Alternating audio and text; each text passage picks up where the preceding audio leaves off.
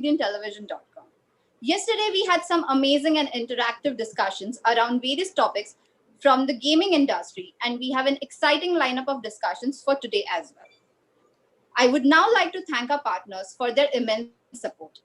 This event is co-powered by Tata Communications, Associate Partner, Cape Titans Games, Support Partner, Loco, a Pocket Aces product. I would now like to introduce founder, CEO, and editor-in-chief of AnimationExpress.com and IndianTelevision.com Group, Mr. Anil Anwari, to address everyone. Over to you, Mr. Anwari. Thank you. Now you get to hear my music again. All over again. That's a great way to begin Gems this morning.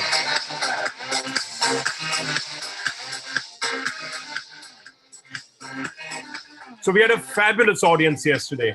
The entire day long, actually not the day long, up till 1:30, we had close to about 25,000 views of 4.5 hours. I don't know why people were watching it for 4.5 hours. We had the conference for 4.5 hours, and people watched 4.5 hours of the entire conference yesterday. Man, there must have been something good in Gems yesterday.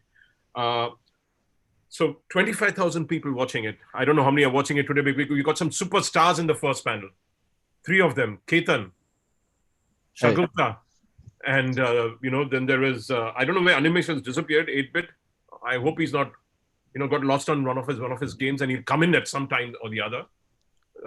But let's get on with the thank all the people who watched us yesterday, and they'll be watching us again today. I think the audience is going to double today because of the stars that we have here. So I'll begin by asking the panelists to introduce themselves, because you've got some great brands in the next panel. We've got Parley, we've got ITC, we've got Airtel. Imagine some of them could give you an endorsement. So talk well about yourselves, each one of you all.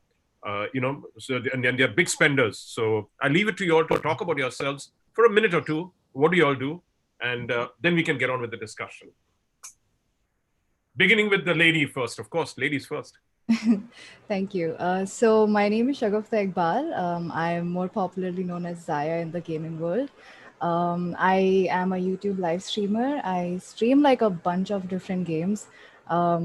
Mostly I play Call of Duty, but I do like variety games as well. That's it. Like, I've just been like gaming my entire life, and I've just. So been you wanted to be an lucky. astronaut. You wanted to be an astronaut. Yeah. Makeup artist. Oh wow! Yeah, you've done your research. Yep, I wanted to be a lot of things when I was younger, but yeah, as I was growing up, I realized that gaming was my passion. It was my thing. I used to literally like game 24/7. So yeah, that's where I am now. I'm doing gaming full time, live streaming. So yeah. Fantastic, great. So over to you, Abhishek. Hi guys, my name is Abhishek and I represent Trinity Gaming India. It is a talent management company focusing on gaming talent from India, and our basic motive is to make gaming and esports a viable career option for the millennials, so that we can keep them motivated and so that we can keep them financially as well as morally motivated to play games. So this is what we do. Fantastic. Priyanka, I'm not going to ask you to interrupt, so please, I can see you. But what's happened, Vinny? We've got that, have we?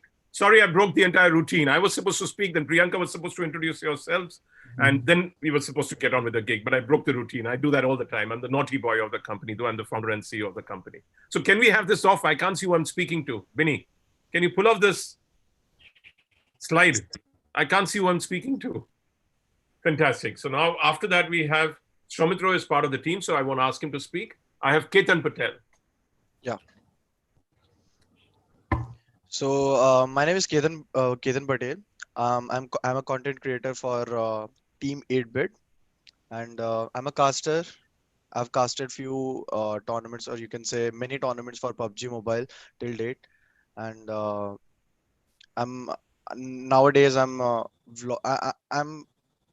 certainly becoming a vlogger as well. Like, I'm shooting my day-to-day life and uploading it on my YouTube channel. I'm a streamer too.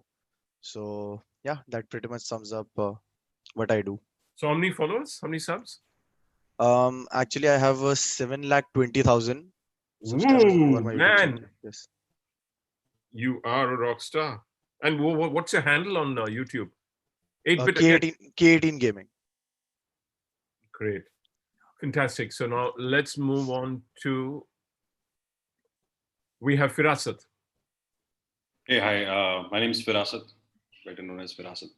I represent Loco, which is a division of Pocket Aces. Loco is a live game streaming app, and we're trying to make a better product for millions of live streamers in the country, far and wide.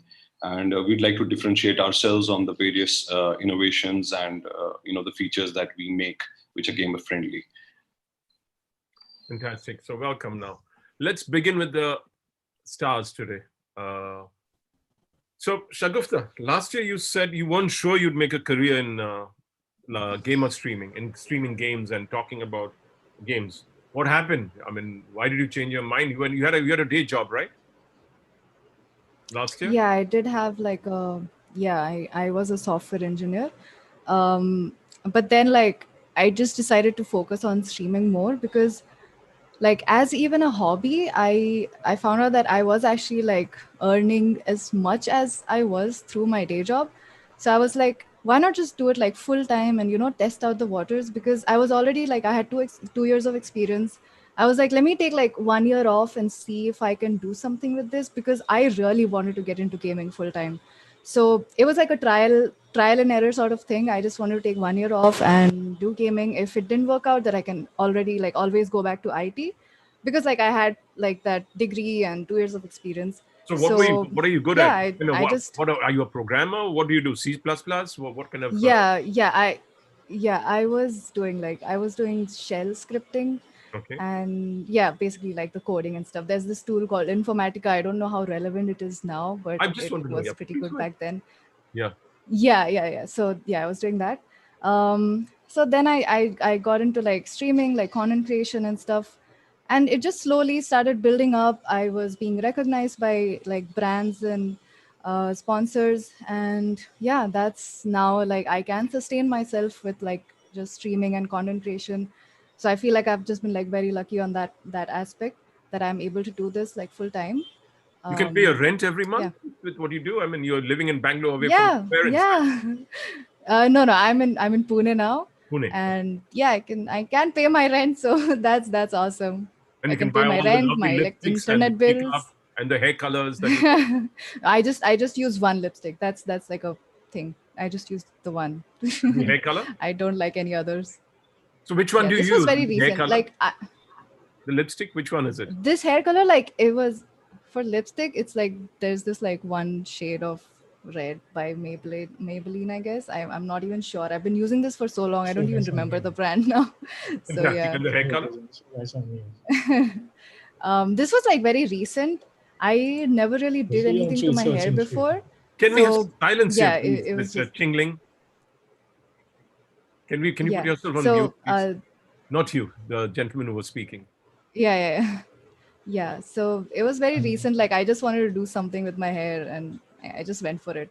It was very impromptu thing. I literally just woke up one day and I was like, I want to dye my hair, and I just went and got it done. And what happened to your No audience? second thought. Did they accept it? Because audiences are... Yeah, they were kind of shocked. They were kind of shocked because it was a big change. Because since I started my streaming career, I always had like the same black hair, curly, and yeah, it was a big change for them. They were shocked. They were like, "No, we like the old one better." I was like, "Well, it has happened. I can't do anything about it. Okay, Change what is if you good start putting sometimes." So bronze lipstick then? Will they get even more shocked? I don't think I'll do that, because I myself would be shocked with that. But Okay, yeah, I'm just I don't kidding. know. Because, Like even if yeah. the fan love is such Yeah, that they they'll don't like just it. have to accept it. Yeah. Yeah, they do. They kind of like, they're like, no, we don't like change. But it's just my appearance. It's not changing my So personality or our anything. appearance is And important for personality is gamers? like, Is our appearance is important for gamers, or is it I don't think the it skill should levels be. and for streamers? Ketan, over to you. I'm going to stop here now. Let Ketan also have a say. Yeah, sure. So is that the same question that I have to answer? Not the lipstick part, please. Unless you're Okay, so you're a that the closet queen. person, so that Unless you're a closet queen.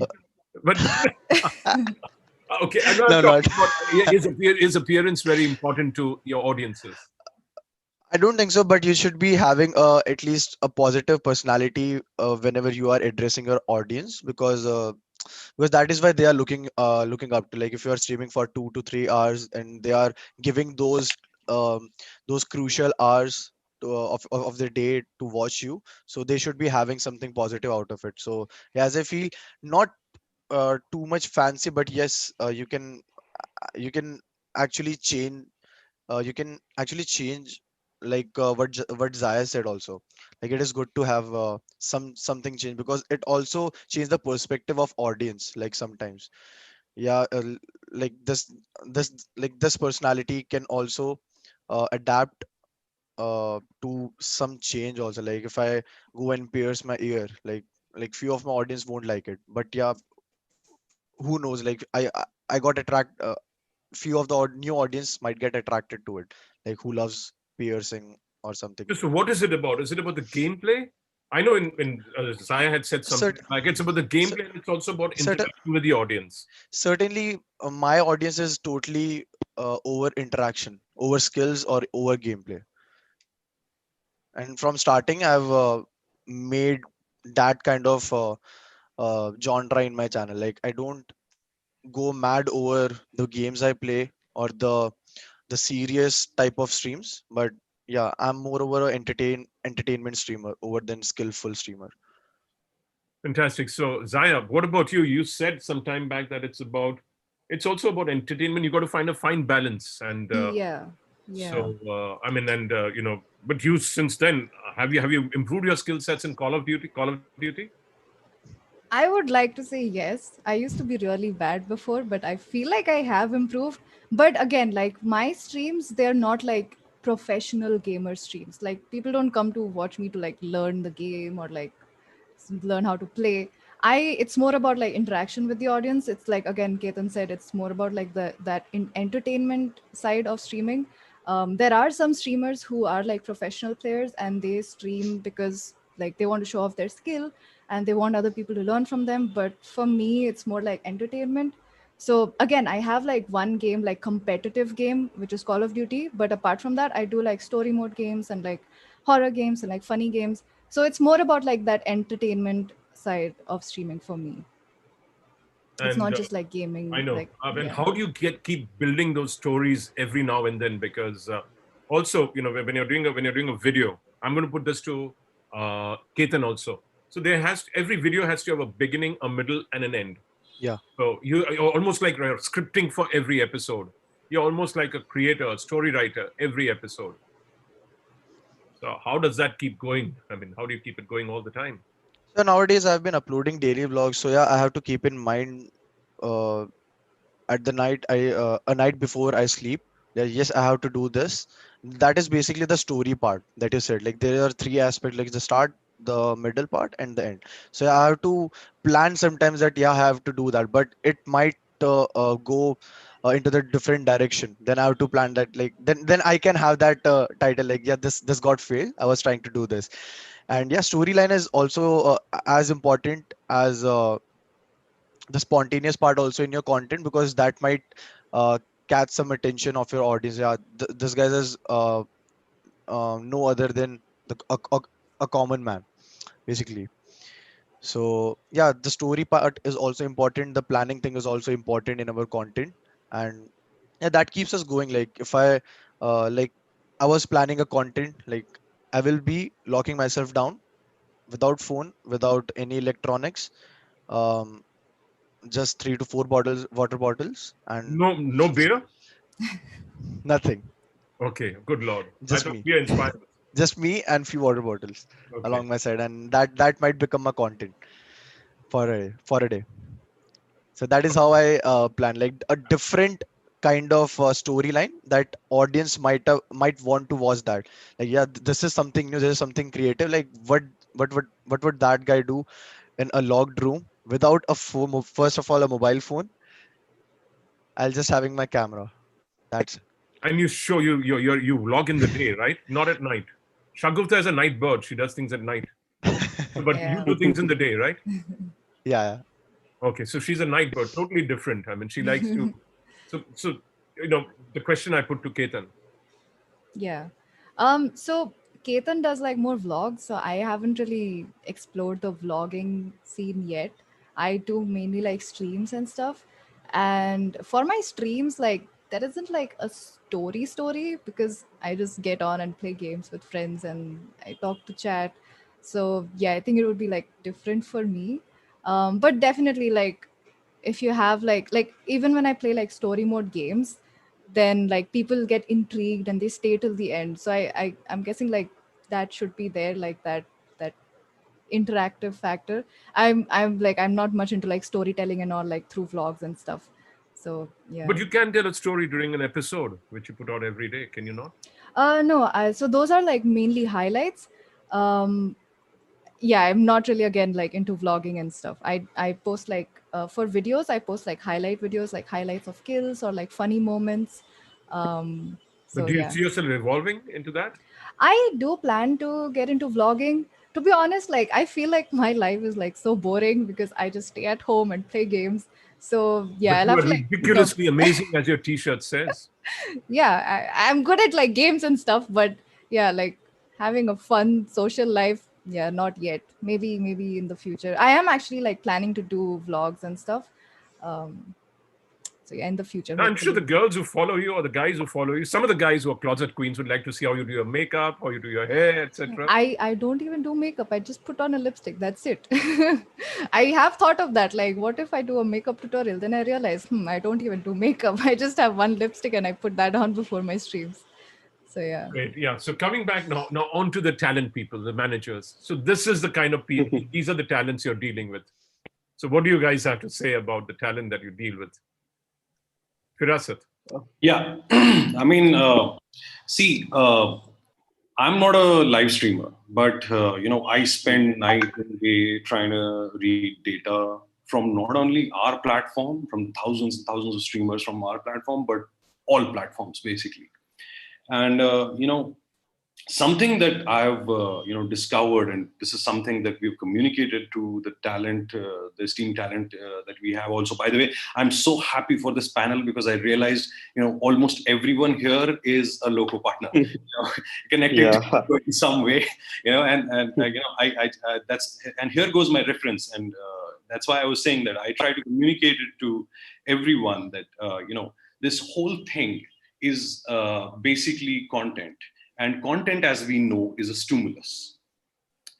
It is a content creator's control on moving the needles of expectation on that stimulus. That will create an outcome. For example, when we talk about live streaming, let's talk about the greatest live streamers ever. We look to the West. Two names come up all the time: Ninja and Shroud. Their live streams, their content have had that one element of changing expectations right in the moment. You'll find countless streams of Shroud trying to do things that he had never planned. And we have seen that most of these things work out when the stimulus is positive rather than negative. For example, if Shroud comes online and he starts raising money for a random other streamer on, live on air, that is supposed to create a boost in the content. That's supposed to enhance the community. And we push our creators to do positive things on their live streams all the time, sometimes with expectations, sometimes without them. And that's basically, because we came across this insight early on. And we realized that other platforms do not understand this and, never build features, even though they've been around for many, many years. We've been around for like 6 months with live game streaming, and I'm proud to say that we've already launched a lot of features that look in this direction. But overall, my understanding of this whole thing is live streaming is more sport than VOD. You Yeah. talk about a beginning, a middle, and an end. That's a storyline, Anil, which sets right for a VOD, for a vlog, for something that has a message. Live streaming essentially doesn't have a message. It's live. It's on air. You get to hang out. It's a medium of existence. It's not a whole package. It's always on. We have seen countless examples of live streamers making it and not have being there the next day because the audience discovered something weird about them, or the audience, something somehow suddenly just turned them off. And that is why I say the live streamers are one of the most talented creators in the industry because they know how to move that needle of expectations, and they do that daily. That's impressive. And that's what we push for. Abhishek. Yeah. Apparently, see again, before I put my verdict on it, I would just like to add one more thing to what Firasat Bhai said. Right. See again, the thing is, there is obviously a difference between a VOD creator and a live streamer, wherein a live streamer in a live streaming, it is not a one man show. It is not a creator's show. At the same time, it is the audience show as well, right? Because when these guys are live streaming, even their audience is also engaging with the other guys who are watching their live streams, right? So it is altogether a power pack performance by both of them, by the audience uh, as well as the live streamer, right? And if I talk about talent management, or if I talk about talent management in specifically into the gaming industry, see, I've been in this industry since last 2.5 years, and what I've seen is this industry has grown like it has grown multiple folds. So in 2017 or 18, when I entered this industry, there were hardly 2 to 3 live streamers, and now we have like countless live streamers. Apparently, correct me if I'm wrong, Firazat bhai, only Loco has a streamer database of almost 300, 400 live streamers streaming every day, with extremely good amount of watch hours, with extremely good amount of uh, engagement. And at that time there was only one platform, that is YouTube gaming. Now we have YouTube gaming, we have Loco, we have Facebook gaming. So platform wars are also started. They have also started to begin.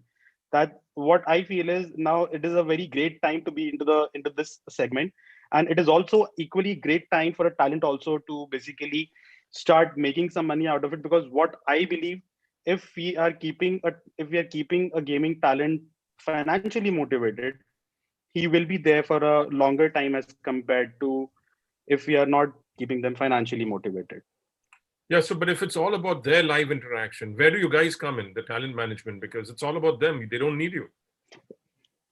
So again, the thing is, we are enablers, right? As we are enablers, we basically make these guys uh, do whatever they want to do, right? For example, if I talk about Ketan Patel, right? He's extremely good. He's an extremely good vlogger. He's extremely good talent, right? So what I believe is that he should invest his time in curating whatever he wants to curate and whatever he wants to generate as a content creator, right? But apart from that, you can probably have a feedback from Kiran Patel also. Like Animesh, I think is looking after his talent management. How Animesh is adding and how Animesh is enabling what all he desires. How Animesh is enabling whatever he needs, right? So that's where we come in to the picture. So how do you enable? Please specify. How do we enable is that, for And you keep a example, piece of his earnings, right, for that. pardon? You keep a piece of his earnings for that. See, again, keeping a piece of his earning is something. See, in this industry, everyone.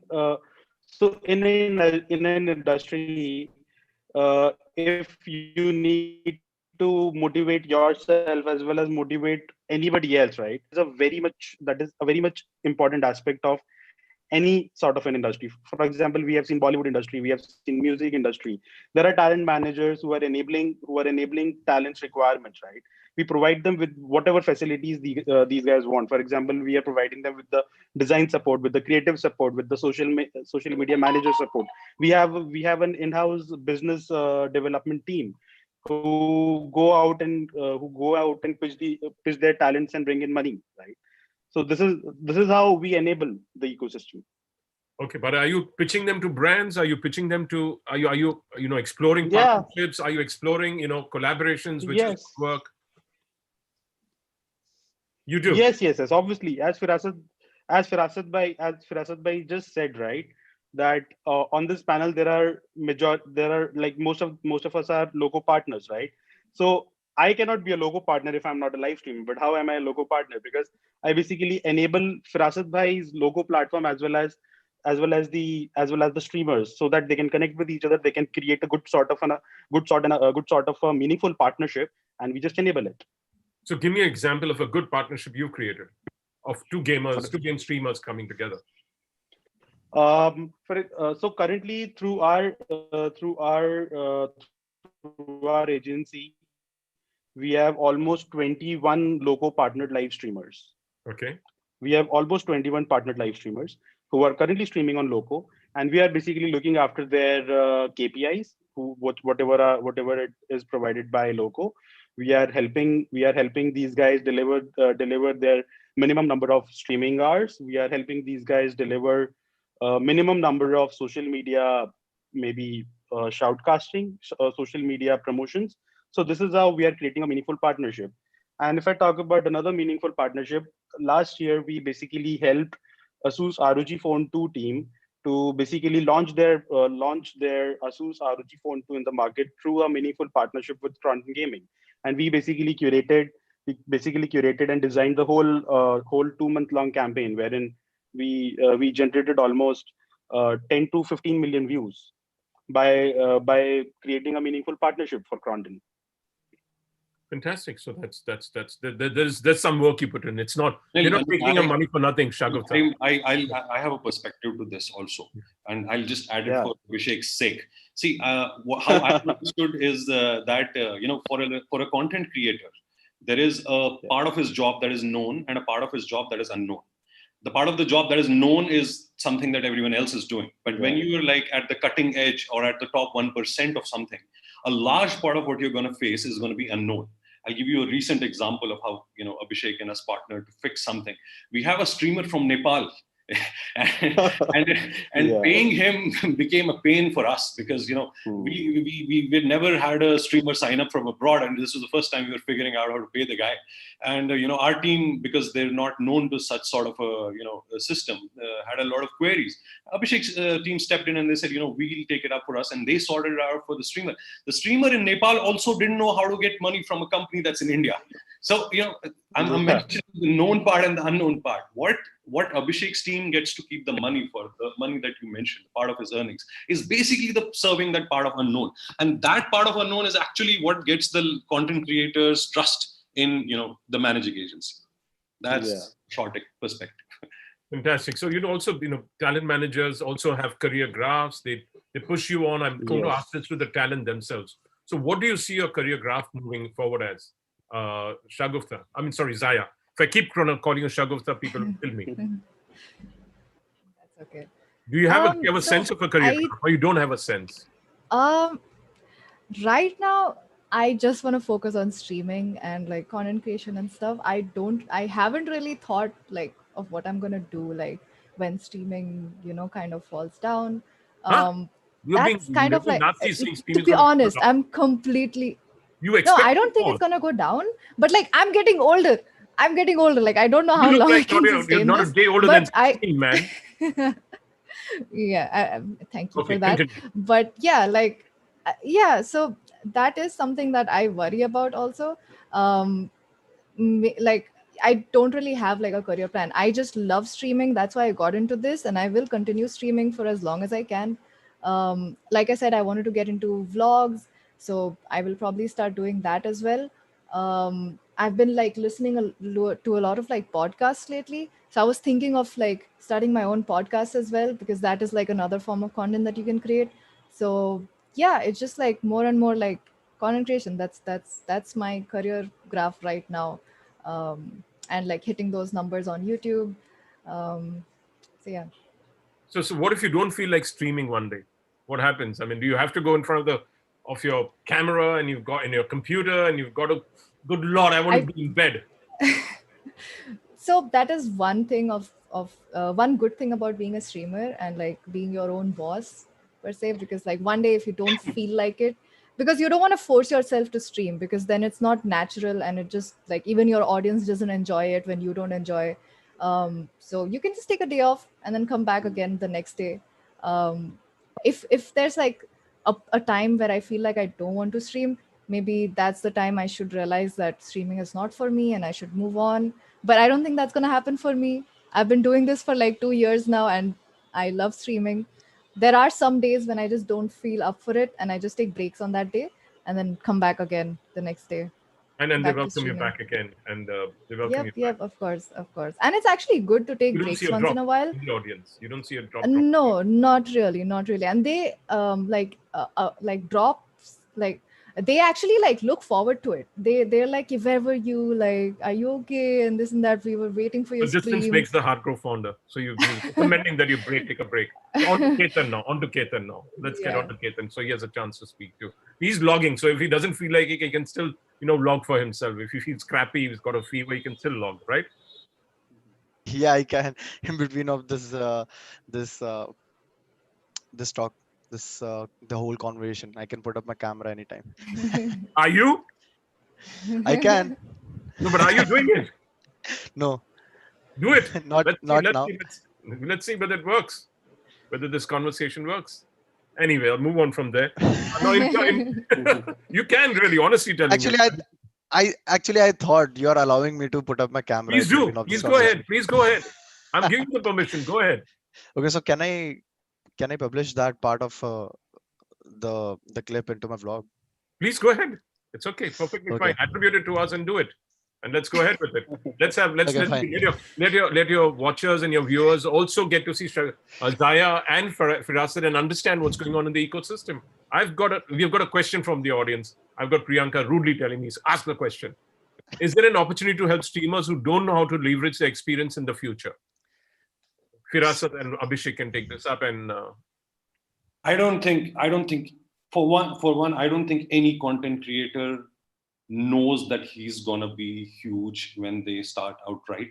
Everyone starts from zero, and the idea that you should be, prepared to be managing expectations of the future is something that is just a dream and a vision at the beginning. Yeah. And that's the hardest part of the job. One of the jobs that we as managers have to do. I mean, we've had a huge inrush of live streamers for the last few months, but then we've also seen people who were basically not big on any other platform or social media, or basically had never live streamed before in their entire life, match up to the numbers of live streamers who are big and huge on other platforms. So kind of goes to say that this is actually a level playing field, and that is why we call ourselves a platform and not just a standalone product that offers a service. And because this is so accessible to everyone, because this is something that can be dreamed of by everyone, but not everyone can put in the kind of hard work that live streamers do. I mean, you'll find people like Zaya, or Ketan has an out, but let's then just fixate on Zaya, saying that, hey, I don't know about myself. I might be, I'm getting older or so. These are questions that every content creator in every other industry also asks. And we understand this better because we were in the talent business way before live streaming was our thing. We've been around since 2018, and we've been trying to really understand what gets content creators to work. We've figured out the largest chunks of that, and we have one of the biggest talent businesses in the country. And that's why goes my saying that it's the start that sucks. We explain to them every day that every day you'll suck less and less and less, and then there'll be a day when you'll not suck at all. And and after that begins your journey from you to becoming huge. I mean, I think all the talent can agree. Yes, so I've got anonymous attended. You objected to my question of lipstick to Zaya, but it's relevant because it was talking about, and I know anonymous attendee is asking another anonymous question. Sir, talking about positivity nowadays, many children watch live streams of the idle game over YouTube, but majority of these streamers interact with the audience, which is not ideal for children. For example, giving slangs like, so how is this culture of streaming good for children for now and also in the future? This is for Zaya and for Zaya primarily, I think. I mean, you don't use slang, do you? I used to use like a few slangs here and there, but now I've like reduced it by quite a lot. I do realize like sometimes people come in and they're like, hey, my younger sister really is inspired by you. She also wants to be a gamer after seeing you. So I was like, oh wow, like act like younger people do watch my streams as well. So I should like keep myself in check. Like even my parents, they used to watch my stream and they're like, why are you saying those words? They should not be spoken out of your mouth. And I was like, okay. So yeah, I do realize like that my stream is like actually public and children like can see it. So definitely, like, all content creators should have that, like, family friendly aspect to their streams, especially if they're like a gaming streamer. Gaming is very popular with younger children. So yeah, it all I would say, like, all content creators should, like, try to dial down with their slangs. um, Definitely, and I have done that, like quite a lot. I feel sometimes here and there it does slip out, but I do try to control it. I get it. So, but you can have, you can have your certificates. You can have for your Yeah, audience. You can have you can yeah, have different channels. you can have like a disclaimer saying ki, hey, my stream is not for younger people, this is how I am, this is Yeah. the kind of audience I need. They can have a disclaimer like that, so then it's up to the parents of those kids to, like, regulate what their child watches on the internet. So yeah, Because if you that's, become Miss Too Good Shoes, you might put off the people who would like to see you as who you really are. I mean, I would say, like, I am actually like this, like in real life as well. I don't When the really girls like to get use together, slangs too much. I know when girls get together, when guys and girls get together in the canteen, lots of F's and C's and B's slip out. Yeah, it does slip off, but then again, you need to realize what sort of content you want to be out there. um like, as a live streamer, like I said, like Firasat said, it's all live, it's all happening like live, so it does, like, slip out here and there, but we should just try to control it. At the end of the day, like, it's public, anybody can see it. Yeah. Okay, I'm being, there's a gun pointed at my head. I'd like to go on talking to you for the next 3 hours, and we could not stop talking because I love listening. And say hello to, what's her name? What's your dog's name? Alita. Anita, not She's anonymous. I didn't say, how is that relevant to the discussion? That's but we'd like to, Alita. Bye, yeah. Alita. And a big thank you to all of you all for sharing this panel with me and, opening up about what they see is, the streamers' life on streaming as far as gaming is concerned, and a logger, and how they manage the talent and how they see the future. Thanks a million to each one of you all. And maybe we'll have a longer panel next time. We'll Sure. give each other at least about Surely. 2 hours to talk to each other. Yeah. Thank you very much, each one of you. Thanks Thank a lot, you. Anil. Bye. Bye. Thank you, everyone. That was a wonderful session. Okay, thank you. We now move on to our next panel, getting into the mainstream. For this panel, I would like to introduce our distinguished set of panelists. Ms. Anushri Ghosh, Head of Digital Strategy and Media, ITC Foods Business Division. Ms. Krishna Rao S. Buddha, Senior Category Head Marketing, Pali Products Private Limited. Ms. Archana Agarwal, VP Media, Airtel. Mr. Green Chan Cheng Lin, Regional Marketing Manager, MSI. Mr. Pavan Avasti, Head Consumer Marketing, NVIDIA South Asia. This session will be moderated by Mr. Vinit Karnik, Business Head, Group M, ESP. I welcome you all. And now over to you, Mr. Karnik.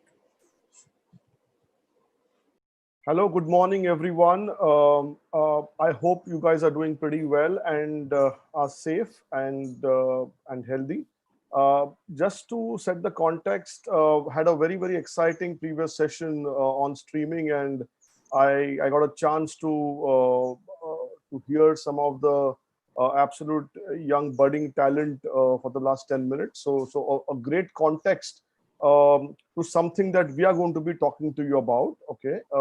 Very interestingly, again, Anil and the team at Animation Express and Indian Television, thanks a lot for putting this together. Absolutely relevant subject.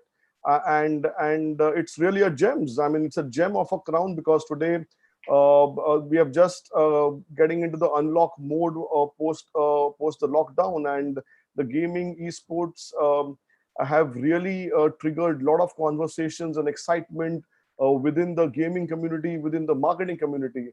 And the subject given to us today and to my panelist is extremely important and apt, which is getting into the mainstream. So we are going to be discussing. So immediately out of the panel, which was about streaming, getting into mainstream for all the gaming community, including the streamers, is really a very exciting conversation.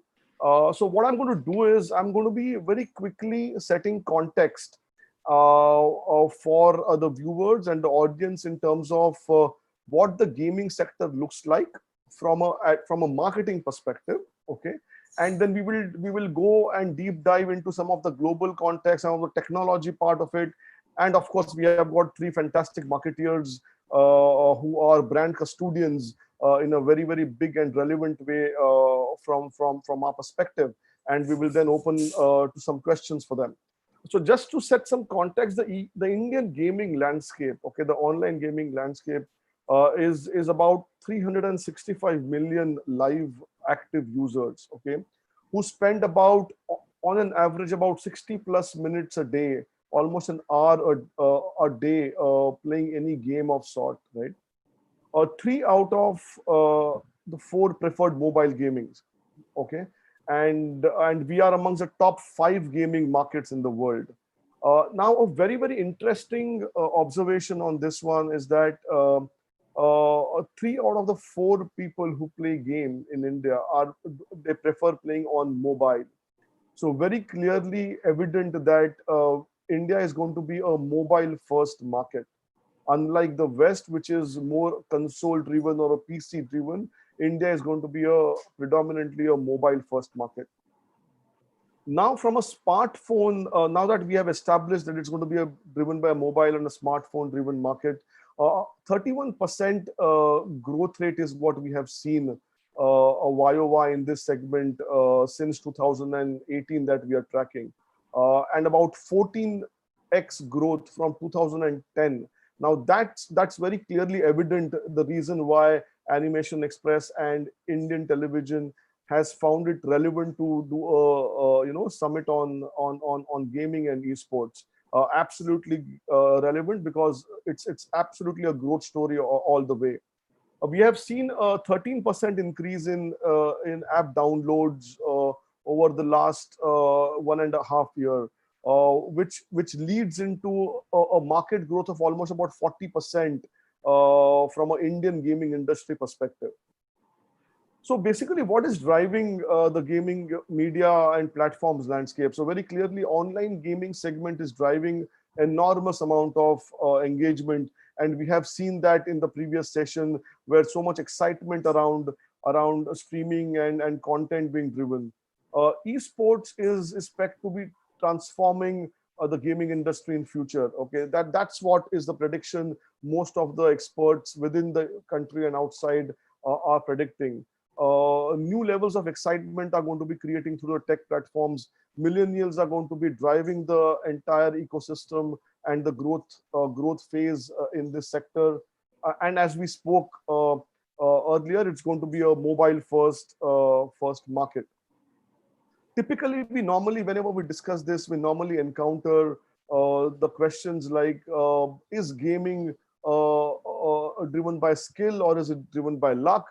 Without a doubt, we have spent almost a day and a half to discuss this, and I don't have any doubt in my mind, at least, that it is certainly a game of skill. And in my mind, I would want to ask a question to start this entire conversation, saying that, isn't this mainstream already? Were we waiting for the pandemic to come to us? To me, everyone I speak to, one in two people are already having some games on their mobile phone or on their laptops, and they are actively engaged with that. So in my mind, are we going to be mainstream or not is not a question. We are already mainstream from a gaming industry standpoint. The question is, how are we going to be narrowing the gap between some of the live sports like a cricket or a football or a kabaddi in India, and possibly compare it with the gaming and esport as an economy. As Priyanka aptly has introduced, I have some fantastic panelists with me to share this subject. Two from a very very technology background. I have Pawan Avasti, who's from NVIDIA, who comes up with a fabulous perspective with global understanding of the subject. We have Green Lin from regional manager, marketing manager from MSI, who's spending a lot of time in creating hardware which is going to be enable the growth story and enable the gaming community to play and create content better. We have Anushri Ghosh from ITC Foods. We have Krishnanav Buddha from Parle Products, and of course we have Archana Agarwal, Vice President Media from Airtel. I'm going to be straight away jumping and asking questions. The first one comes to you, Pawan. Considering the kind of experience and vision you guys have from NVIDIA in terms of how do you see the gaming and the esports industry compared to India? I mean, if you could throw some light in terms of your understanding from a global context, that will really help us set the tone going forward. So Pawan, over to you on this one. So thank you, Vineet, and hello everyone, and thanks for having me on this panel. Really excited to be here, and I'll be delighted to share the inputs that I have from the gaming perspective. NVIDIA is the name to reckon with when it comes to the gaming, especially on the PC as a platform. So I represent that particular segment, I would say. So broadly speaking, you have already given the numbers as far as India is concerned, and you're right when you said that it's a mobile-first country.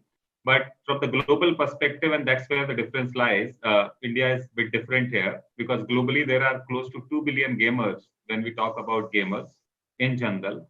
And 60% of them actually game on the PC as a platform, not mobile. So almost 1.5 billion gamers are there who are gaming on the PC and the console as a segment. India is very different here. And the good thing here is that, the average age, while the worldwide is 30 plus, if you talk about the demographies, in India, it is less than 20. So we have a lot more younger audience, and it has been possible because of the affordable hardware or the platform which mobile provides, basically. And it's a freemium kind of a model, which is propelling this growth in India. So you just need a mobile, don't really need to buy a game as such, and you can start gaming. And another interesting aspect is you don't only game, but you also create. So we have seen somebody like Zaya, for example, in the earlier panel. And there are many more creators who are mobile gamers. For example, Dynamo with 9 million subscribers in India. I mean, almost 90 lakh people follow him. And he's a 20-something plus, youngster from Mumbai. And there are at least 5-10 of them I know personally, Scout, and I can give you those names. So the gaming and the creative part actually really is fueling this particular growth. However, from the worldwide perspective, esports has been one of the growth drivers when it comes to the gaming. Almost 500 million people worldwide, and India also almost 10 million people. They either played professionally, but there is a larger segment who watches it. And this growth in viewership actually creates this virtuous cycle of increasing prize pool, because prize pools are also increasing. And in some games, in some esports tournaments, it is actually bigger than the Wimbledon and the other, physical sports format. I'm talking about the prize pool, which then continues to attract even, the world's best talent. So this particular cycle where prize pool is increasing, number of viewers is increasing. So I think that is probably propelling the growth, and that there lies another kind of an opportunity, because then gaming doesn't become a e-sport only. It becomes another viable entertainment option where people create content, not only for their own sake, but for the sake of people who are watching it. And that audience is also very huge, I would say. Yeah, so these are my initial thoughts, Vineet.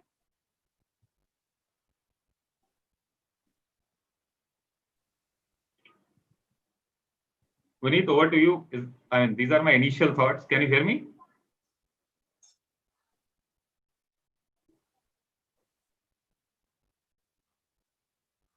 Yeah, absolutely. Yeah. So on that note, I would want to bring in Green Ching Chang Lin in this, considering that we are already talking about a mobile first market. How do you guys see it at MSI? I mean, you guys have been doing some fantastic work from a hardware perspective. I have seen some great products coming out of MSI. How are you looking at India as a market, Green? Hi. Hello. Hi, everyone. Thanks for having me. But let me just very quickly introduce. My name is Chang Qingling. I'm in charge of laptop marketing for in MSI for Middle East and India. So I have been in MSI for over 10 years. So that these 10 years are our prime time. Like we are working on laptops, on gaming laptops, and talking to the community, to host events. So I kind of witnessed our development of this gaming market together. Yeah. So back to the questions, how do I see the India market? Yeah, India is one of the most the fastest growing market in the world. So now we can see like especially for the mobile gamers, that's a huge growth, and we can also see like for people they're looking for a better device to enjoy their gameplay. So I would, in the beginning, I would like to define like how do we say like esports, or how do we say like the topic like is gaming a mainstream? Um, so this gaming or esports, I think this is not only for professional players. This should be something like everybody can enjoy. So you play down your mobile phone, you can be competitively, you can be a professional player, or like um, but the most important is how do you enjoy it? If you enjoy it, you get be a gamer. If you enjoy not only playing a game, you can doing something else. Like you're a creator, you're doing live streaming, or like if you're hosting events, you could be like the event organizer, or you could be an analyst. So everything like can be put together uh, into the esports market. And we can see like in India, there are more and more people like doing this. So on our social media and our email, like we're receiving like so many emails like every day, or for people who are saying like, okay, I'm starting this YouTube channel. I play games. I love playing games. Like, can you give me some suggestions, or how can we do it? And also like when we go to last year, we had done like more than 100 local events. So in these events, we go to like different cities. We talk to these people who just go to our shop or our event places. They would love to like put their hands on the laptops and just play like a few hours. So we can see like so many people are enjoying it, and India is really growing very, very fast. Okay. Yeah, That's Green, in short.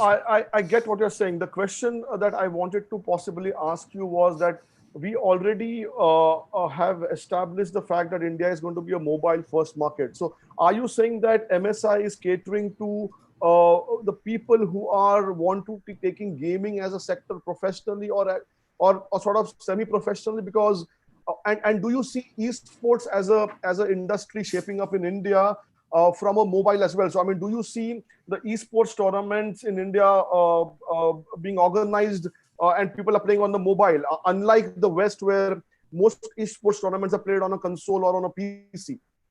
Do you see that trend happening in India? Currently, we can see like there are more and more esports tournaments coming to India right now. And so far, most of them, many of them are for PC gaming. But mobile gaming is certainly growing super fast. Like if we like PUBG Mobile used to be like the most popular game here, and it's also we got the biggest market. So we will see like how the situation goes because of the government regulations. But certainly there, if we take looking at the gaming market, there are more than 160 billion US dollar for the gaming market. And mobile games take like 50%, more than 50% of it. So certainly there will be like more and more like mobile gaming tournaments here coming, not only globally, but also in India, because you can see like India is the biggest the mobile gaming market in the world. Okay. Great. So while we heard Pawan and Green talk about the gaming and esports market from a technology perspective and the kind of work these two companies are doing into this space, but coming back to the subject in terms of can mobile and esports be considered to be mainstream? In my mind, that's going to be that's not going to happen without the support of a massive marketing community, the brands and the advertiser community. So I want to bring in our three experts on the panel, starting from Archana in terms of Archana, how do you see this? I mean, Pawan spoke about a huge influencer-based following on YouTube, and people actually watch them play and follow these youngsters, very, very regularly. How do you at Airtel, Archana, see this space coming out? How do you want to, and how do you see Airtel leveraging this breed of a completely different community which is shaping up in our country? Yeah, so actually, if I look at it from, I just wanted to just give a slight background because, when we talk esports, I think a lot of marketers don't understand that gaming is actually divided into multiple sets. Absolutely. There is casual Absolutely. gaming, there is esports, which is the hardcore gaming where people play professionally, and then there's fantasy gaming, right? True. And I think it's really important to first bifurcate it, because when we look at gaming, people assume mobile. When you say mobile gaming, it could also mean people playing Candy Crush for that matter. And there Absolutely. are huge numbers and huge statistics. True. If you start actually looking at just hardcore or the esports gaming, as I would call it, it's a much more smaller number, right? If now coming back to, and I just wanted to bring that up front because, a lot of, it took us also time to figure out these segments and saying that there is different segments and who are we going after and what is the role that each of these segments play for us, right? But coming to esports primarily, in fact, this year we've actually, we've done our first foray into esports where we've tied up with Nordwin Games, and we are now the title sponsor of the esports tour across all their sporting events throughout the year, right? Right. And that's what we're doing. And obviously this is our first foray, and we're also learning as we go along what's working. So we do understand that, okay, there are people who play, then there are people who stream, but how do you find the differences between the two? And there are people who are both gamers and streamers. True. Identifying them and getting to communicate with them or talking to them is much more tougher, because this community is very small and may not be as easy to reach unless and until you're in the whole esports league. And I think that's what that has been our journey, and we've just started off. So, and we've also spoken to other people, other some like media houses like India Today have come and are actually now creating esport tournaments, right? They did one, True. I think last year, True. and they were planning to do one this year also. So if media houses are going to start getting they were planning the PUBG tournament, yeah, exactly. but So, and last year I think they did Free Fire or Fortnite or one of those. I'm not really sure, but I know that they did something. And if media houses today start getting in, and a lot of other people start getting it, because till now there were very few people who were actually doing creating these tournaments or creating opportunities for people to play professionally, right? And to play, and everybody was doing it. Maybe it was very unorganized. And now I see some bit of organization happening with people with large houses or media houses or companies getting into it and creating these, and that's when the brands will start following. As I said, we've already tied up. We are working our way through. We are also doing some amount of a streaming on our own app, which is the Extreme app. So we have some level of streaming which happens of gaming of the esports tournaments on our apps. We've seen some traction in numbers and things like that. So let's see how it goes now. It's a learning process. That's absolutely fantastic, Archana. It really helps put things into perspective. So you very clearly have chosen to be a part of the larger events in India, because whether it's ESL or these kind of tournaments are obviously are going to be the growth drivers, and you have very clearly chosen that path. Coming to you, Mr. Krishnarao, and how do you see this space panning? Because you have a roster of products which cater to various different TGs, so to say. I mean, there is no one bullseye TG. You have a very mixed bag. How do you see this space panning out, and how do you want to, or how do you see yourself leveraging this space? Yeah, hi. Very good morning to all. Vineet, actually, like Archana mentioned, I think still for us, so we have sort of evolved from typical television, print, radio, outdoor, the traditional conventional mediums to digital now. Recently, I am saying recently as in it's been some time actually, about since at least 2016. I am saying, so let's say with the advent of 4G, things have become much easier, and that has given us a lot of conviction to do a lot more digital. And though we have sort of not really made as much of an headway as far as esports is concerned, though it's quite lucrative and it's quite tempting, but it's still, though we've been saying that the numbers are really growing, and the lockdown has actually enabled and sort of encouraged and really increased the numbers. We've not really seen this as an opportunity still. So we have restricted largely, like being on platforms like OTT or social media typically has been the digital play. But having said that, there is definitely an opportunity.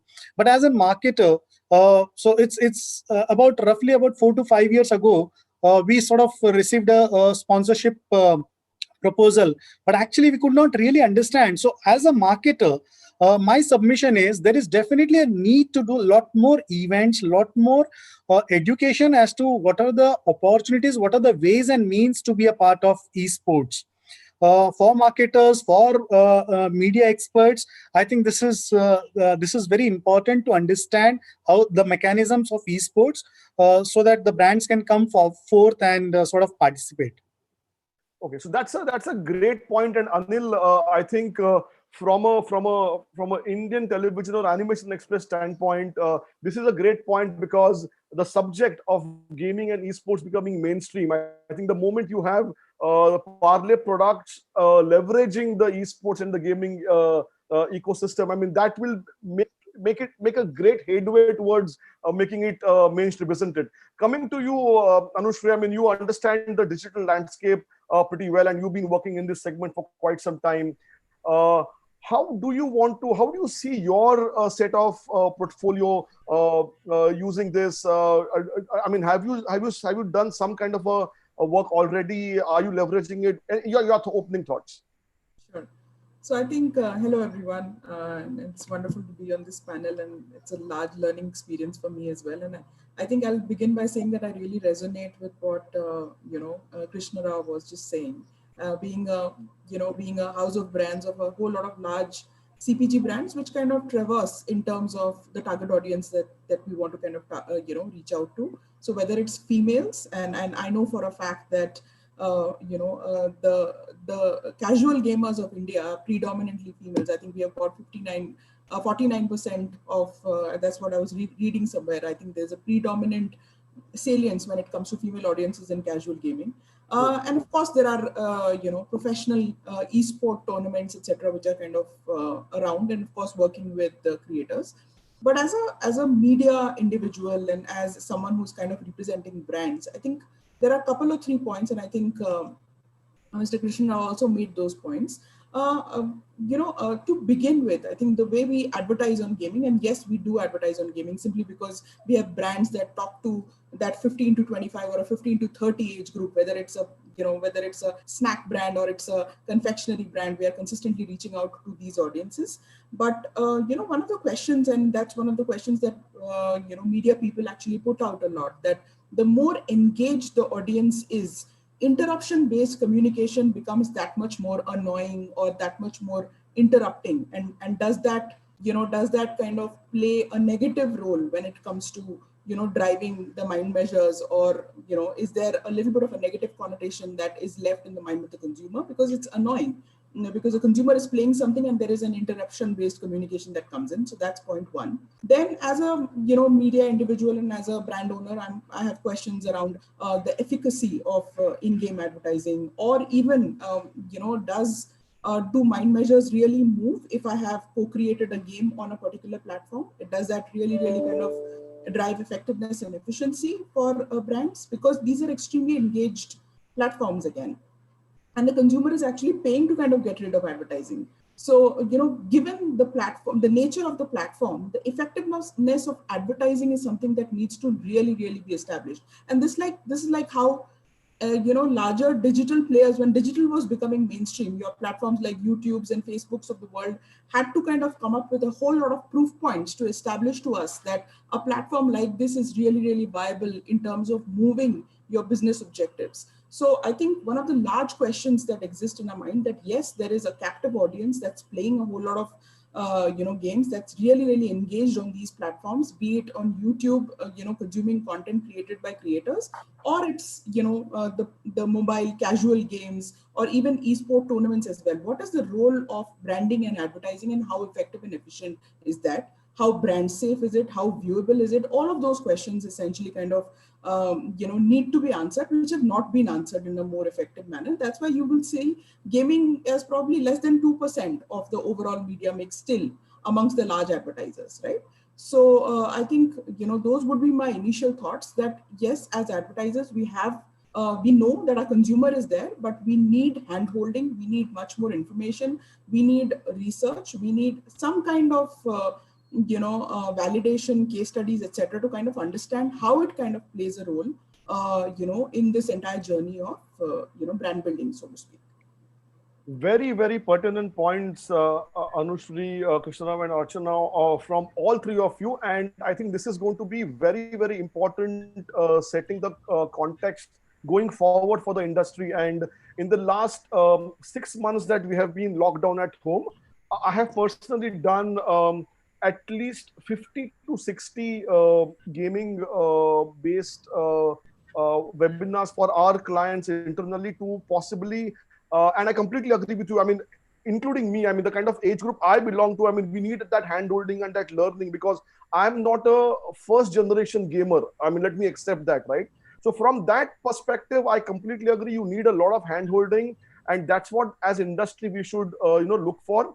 Archana actually did a very, very valid comment, and I was hearing her very, very carefully on casual games. Okay, now that's a very, very pertinent point. And if you look at India, most of the people in India are, majority of them would fall in the casual gaming category and not active professional gaming category. And that's the reason why it's a mobile first market, because most people who are on mobile are playing a game for a very casual purpose.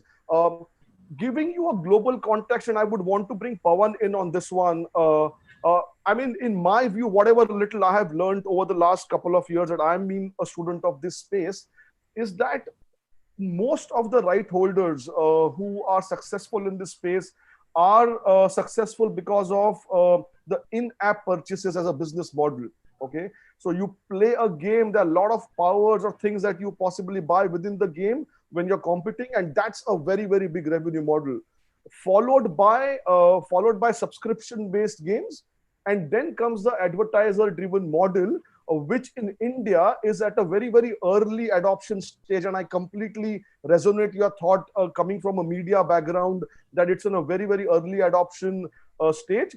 And Anu, I would love to see a 2% number, because it's definitely much, much, much, much lesser than that. The day we achieve that 2% number, I think we'll be very, very happy as an industry. But yeah, I mean, that's a great admission to have. Considering that, and considering Pawan, I just mentioned a couple of revenue model and business models. What needs to be done from a tech perspective, from a hardware perspective, to possibly get India at a center stage where advertisers start seeing value in this? Because globally, the business model is very different. And I believe in India, it's going to be not the same, because it's not going to be, because it's a mobile first market and casual games is going to be taking the center stage. How do you convince Archana or a Krishna or an Anushri to actually see value from a sheer ROI perspective into this? Sure, Vinny. So I think I'm learning something really, great as an insight coming from Anushri, Archana, and I would say the team who's there on the other side, because I've been representing the technology side of it. So really great insights over there, and I completely agree, because my approach towards gaming is very different than the approach of this team. I think Archana made a very pertinent point here by saying that gaming is not one single genre that we can talk about. There are multiple ways to slice and dice it. And that's where the difference lies. If you talk about casual gaming, the business model is very different. Of course, it's in-app purchases or in-app advertising also. But when we talk about the serious gaming, I mean, for the lack of a better word, let me use that word, serious gaming. And if you're talking about 360 or whatever that number is, very large number of people who are playing games on mobile in India. Another way to look into it, what are those AAA titles, for example, PUBG Mobile or Call of Duty Mobile or Free Fire, for example. I think the combination of these three titles itself is represent more than 150 million downloads in our country and more than 100 million monthly active users. So even the serious gaming audience is pretty sizable in our country on mobile, even if you leave the casual gaming aside. And the way the monetization happens on that side is basically through the microtransactions.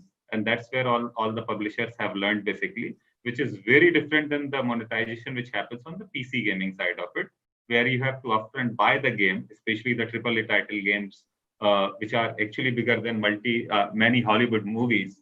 Call of Duty is one such title on the PC. The new one is getting released, and within a week's time, people anticipate that it's going to generate a 1 billion in its revenue from the game purchase itself. But on the mobile gaming side of it, if you're talking about the serious mobile gamers, the microtransaction, the in-game purchases is something which is very, very, that's the one way that we have seen people, getting the revenue out of it. Another way basically is, especially for the advertisers, while the in-game advertiser could be an interruption for somebody who's into the gaming, but leveraging that content to communicate to this particular TG is one way that I've seen working. And I've seen many such brands getting themselves associated with the game and creating a separate content to reach out to that TG is something that I've seen working. And obviously, we are talking about a very different TG who might not be interested in, usual consumer durables or, fast-moving consumer goods. When it comes to their buying decision on mobile or PC or any other technology stuff, I think we have seen successes. MSI Green is there on the other side. He's one of the partners that we work very, very closely with. And they have seen the success basically coming where they have collaborated with the game publishers, have created a specific content to, plug in their product basically. And we have seen the resonance happening from the gamer side of it. Yeah. Perfect, Pawan. I mean, you actually took the words out of my mouth. And my next question to Green was in that space. That considering we are seeing a little muted adoption from the advertising community in India per se, are you guys at MSI looking at collaborating, like you're collaborating with the publishers? Are you at a development stage looking at collaborating with the advertising community? Because that's when they will actually see value. Because instead of creating a complete different ROI metric, which is a consumer-driven metric, the moment you're a part of a game or you're a part of a hardware, it's a completely different ball game. So are you looking at models like that? Any thoughts, Green, on this one? Yeah, actually, we have been doing this like for a while. So there are some parts. So especially for like some more like more like single player games, like in tips. For this kind of games, like we have been, for example, we have been working with Assassin's Creed lately. So that's is a kind of integration. So some features when you if you play on an MSI laptop and you play Assassin's Creed, you will see some like a special lighting effects showing on your keyboard, or you can connect to like external lighting panel. So everything like will make you, when you play games, you will have more immersive different feelings. And we've also working with some for mobile games, we also with some different publishers to have the in-game costume as well. And all of this, I think, especially for like for brands, we need to working together with a publisher or with a developer to have a better understanding. Also talk to the communities, and like for some games, we do like a special editions to have special edition laptops. So for people who are really love it, they will love to have one. And speaking of microtransaction, I think that's a very interesting thing, because if you're a gamer, like you love it and you hate it, or most gamers, I think they hate it. They don't want their games to be when they play, they don't want to be disturbed. They just want to enjoy the game. So, but that's in another way. That's how to keep the game going on. So there are something that we cannot avoid. And there's another thing to engage with to this advertising mode is like there are some serious tournaments going on in the world like every day. So whether if you are a part of the of these events, like for brand wise, you get visibilities, and for gamer wise, like when they will be able to maybe make a better understanding of a brand, or to like to have a better choice when they next considering for something. This definitely need to work closely together and to find a balanced business model. Yeah. Sure. That's great, Green.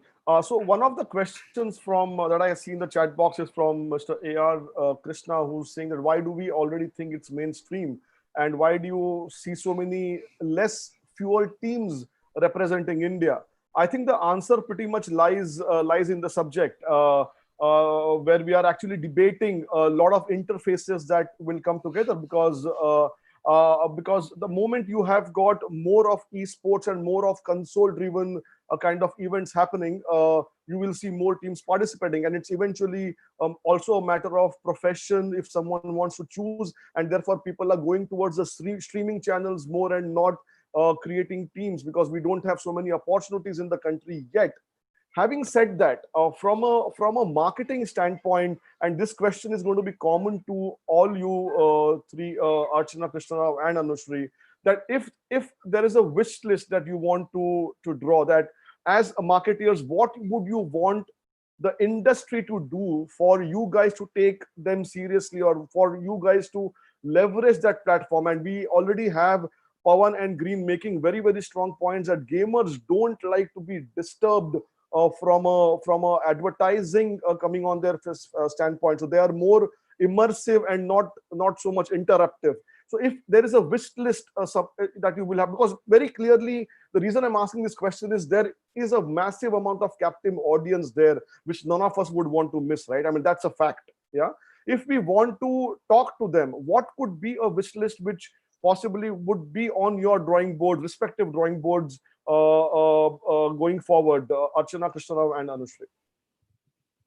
Okay, so let me just start on this. I think the most important thing, I think Anushri and Krishna have both mentioned it to some awareness, right? Now, if you would asked me this question about anything about esports, say around a year ago, I would know very little, because it's about, because we got interested in it, we said okay, and that's when we started doing a lot more understanding of the space. Okay, and it's not easy to get this information today. If I still want to understand out of the huge gamer base, what percentage of people are those hardcore or professional gamers, it's very difficult to get these numbers. All numbers today available are, so one, I think most important is awareness about the platforms, mediums, and stuff like that. I think that's important. The second piece is, this whole thing about what can we do? Like, y'all understand this gaming space much better than marketers do. We don't understand it. You need to help us understand as to what can we do to not interrupt gamers while they're advertising, while they're playing. Sorry, and how do we still reach them? Because at the end of it, my role as a marketer is to reach out to that consumer and give them my video narrative or some communication. I have to tell them. I have to give them that communication. I want them to see that communication, right? What is the best way without interrupting their play? How can we give this communication? And that's the help we require. The second is what are the opportunities available to talk to them in a manner which actually engages them more and makes them closer towards our brands. Okay, that's what we want, right? Now, there could be different routes that we look at for, say, the casual gamers, because typically the casual gaming routes are typically right now in game, you do some static branding and stuff like that, or you do for rewards, you give them a video, watch this video, and you make you can get a life, or you can get, it's very simple, right? Now, is that the best way? Is there something else? I don't know today. I know that this is the best, this is what I know, so I'm using it, right? And that's why the spend is limited, because yes, maybe it's a forced view. I don't know if a forced view is better than asking now, because if they want a life, they'll have to watch my video. If I go to hardcore, what gamers, it's much more difficult to reach them. What can we do? I know there are some examples of Mercedes doing something or DHL doing something globally, right? Only when some marketers getting into it, then we get to know about there are some examples which are there. But what are the best practices? How do we use them? What is the value that that association is going to bring to the brand? Is it associating with the event, or is it associating with a team, or with an individual player? I think there are many multiple opportunities, but not each of them have been explored to its fullest. And I don't think marketers today, given the kind of work that they have to do to go and get this information, which is very difficult, is not so. It's how is it going to become easier for us to get that information? And I think that itself, if that challenge can be addressed, I think it starts from a simple thing about awareness, or creating that awareness of thing. If I look at when Hotstar and OTT, Sony Live started. Sony Live was one of the first OTT players to start. Then Hotstar came about. It's taken them a few years to get to this point of getting brands to start advertising on them. Everybody didn't buy onto that bandwagon on an immediate basis. That same thing is going to happen from a gaming standpoint. It's going to take some time, but the time also means that it's a two-way process, that we need the game these companies to come back to us and tell us what's happening, what can be done, versus saying acha ek event sponsorship kar do. And that's what, okay, I'm doing one event or a championship, come and sponsor it. That may not always be the need of every marketer. Sure. Fair points. Very pertinent points, Archana. Thank you for that. Krishna, your take. Yeah. So again, I think though there is some headway, like you aptly mentioned, Vinith, the revenue source predominantly from sponsorships or from subscription. But so certain games are doing extremely well, wherein these are like simple games, wherein actually to get certain points or certain gems or certain possess some key possessions, one needs to actually view some advertising, and that seems to be pretty okay. And that too, again, in those, I have seen a lot of segmentation. So there are short ads and there are long ads. So if you are able to restrict your ad at max to a 30-seconder, I think it would sort of suffice, and it would not really be treated as much of an intrusion into the gamer's domain. Having said that, so again, so typically there is a concern that of personalization or personalized communication as well. I'll give you an example. Suppose one browses on a travel portal, and then suddenly you start noticing that on whichever game that you're playing, you start seeing a small banner on it. And actually, it so happened with me. I actually completed my travel. I came back and I was playing, and again I was being shown the same message, because I have already booked the hotel, I had booked the flight, and I had completed the journey, and still it was showcasing me the same ad. Somewhere, I think there is the algorithm built in is not really up to the mark, wherein the travel portal or the gaming company or the algorithm should have been such that one should have been able to identify that this person has already completed the purchase, and you need to show something new or something different. So that again raises a doubt. So I feel that is one thing that again gaming companies should really look into. Archana, like mentioned earlier, so OTT, also there was a lot of education. It took us time. Okay, so initially Z also had like earlier Avatar, Ditto TV, and others, and then of course there are like lots of them which followed. But now it's become relatively easier. It's almost a parallel to television. So we have a lot of video playing options. We have banner playing options. we have a lot of integration opportunities on OTT platforms. So it's become relatively easier. Yeah. So if you look back 5 years ago, possibly it would have been sounding very alien, not really knowing much about it. From that perspective, I think, say for example, though TikTok now has been banned, suddenly we saw that there was a strong marketing on TikTok. And as a result of which, there were lots of advertisers which sort of onboarded. I'm saying even just around the lockdown time, Rekit did a huge campaign with TikTok before it got banned and all, and it had like terrific views, etc. So likewise, I feel these big gamers or big gaming companies actually should also make strong marketing effort. Like you mentioned, the revenue stream, advertising is coming almost the third. So they're not really focused. They're looking at leveraging the subscriptions and maybe sponsorships.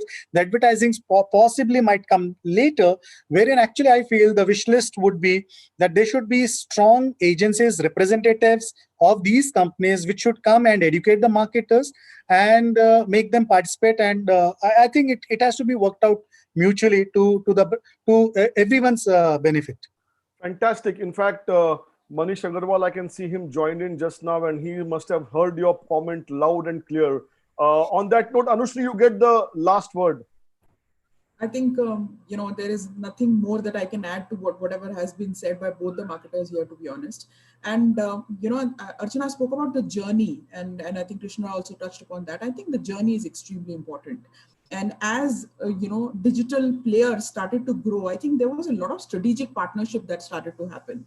So whether it's understanding of the consumer behavior on gaming platforms, or the creative best practices, or what should be the custom solution basis brand objectives, is something that drove credibility of each of these platforms from a communication and advertising perspective. And then of course measurements followed suit. So I think all of these kind of put together essentially will only kind of standardize or bring gaming platforms akin to any other digital platform that one invests at scale, right? So I think, if we get that adequate amount of awareness, that adequate amount of understanding of these platforms and what the consumers are doing on these platforms, and hence the communicating on these platforms, what role does it play in my media mix and brand building journey? I think all of those points essentially will, enable us to, drive adoption of gaming platforms at scale. Absolutely. Thank you very much, Anushri. And we've just overshot the time. So very quickly, what comes across, one sharp point I wanted to make for the industry to recognize is that there is a need of knowledge sharing. There is a need of a lot of case studies and a lot of adoption-based initiatives that the industry needs to take and educate all of us, including the agencies, including the right holders and all these guys. So that definitely knowledge sharing and some kind of a case study building is the need of an hour. And I'm sure it's a sleeping giant, the way I call it. I personally believe that the gaming and the esports business and the sector is a sleeping giant in India.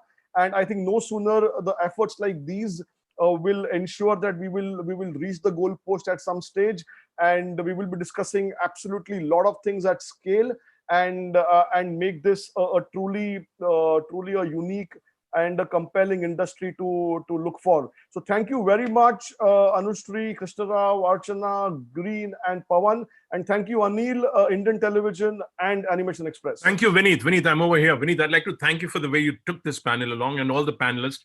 So the idea of GEMS was clearly to create some awareness amongst these fantastic brand people and also the agencies. So thank you for coming in from your side. ESP has been a mover and shaker in this part, and keep spreading the gospel of esports and games and the kind of potential it has for as a communication tool for brands. Thank you for that lovely session. Thank you, Anil. Thanks, everyone. Thank you, all the panelists. Thank you, everyone. Thanks, Thank you.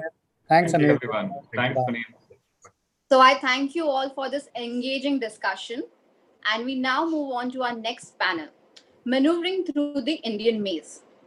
For this panel, I would like to introduce our eminent self-taught panelist, Mr. Manish Agarwal, Chief Executive Officer, Nazara Technologies Limited, Mr. Amit Khanduja, Chief Executive Officer, Reliance Entertainment Digital, Mr. Rajiv Sharma, Head of Equity Research, SBI Caps Securities, Mr. Rajan R. Navani, Vice Chairman and Managing Director, Jet Synthesis, part of the Jetline group of companies. And this session will be moderated by Mr. Anil Vanwari. I welcome you all, and over to you, Mr. Vanwari. Wow, I mean, the previous panel was really very educational and very eye-opening. I'll begin by asking, I have a fabulous panel here, by asking each one of the game industry titans who are over here on how do they view the gaming esports ecosystem in India? What is their perspective? Where are we at in the journey of the entire ecosystem? Beginning with Manish.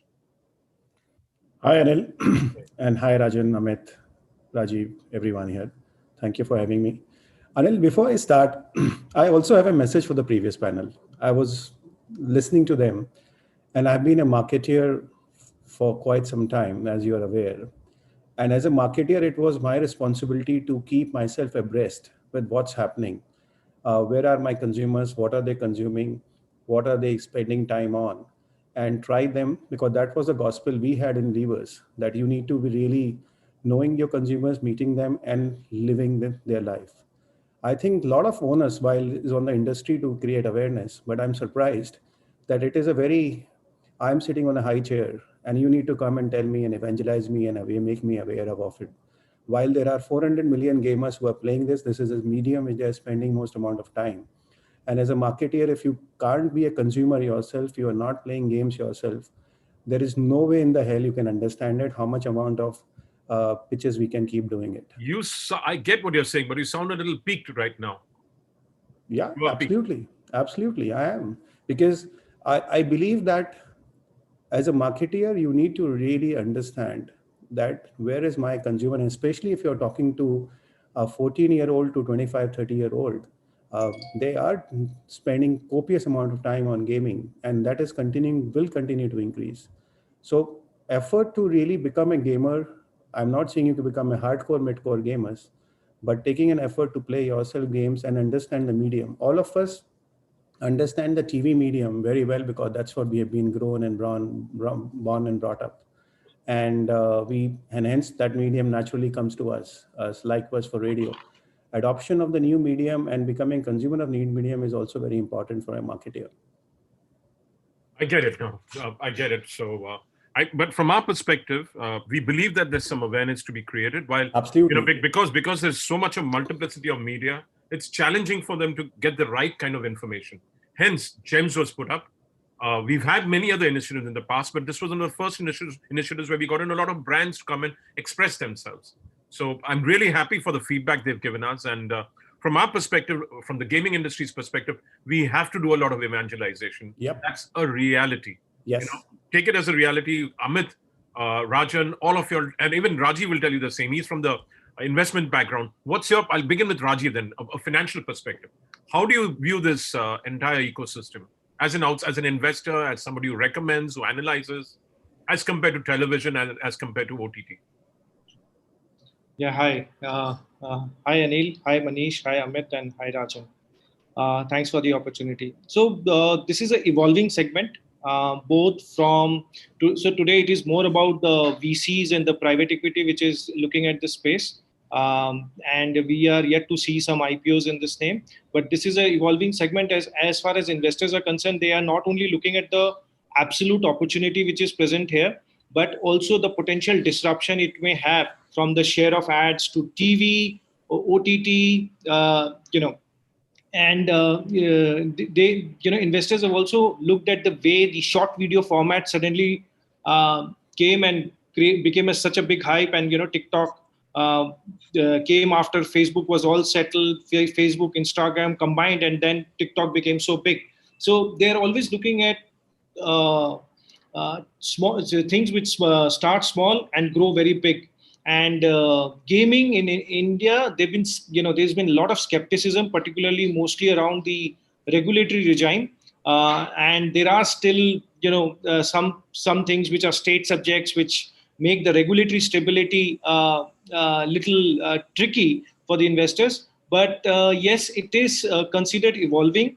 The awareness at the investor level is not that much. There are only few who are looking at this space versus the rest of the startup space or the evolving space. So I agree with Anil that there's a lot of teaching to be done, but to an extent, I also agree with Manish that only when we started watching Netflix, Amazon, or TV, we understood how it works and where can people fit in or where can advertisers fit in. And given that OTT started with more of A-words as a model than S-word, I think effort from both the sides have to be there. But at this space, if you look at that the Gen Z population, the smartphone, the ecosystem developing, we're talking about 5G and we're talking about VR, AR. All these are saying that the ecosystem is there, the user traction is there.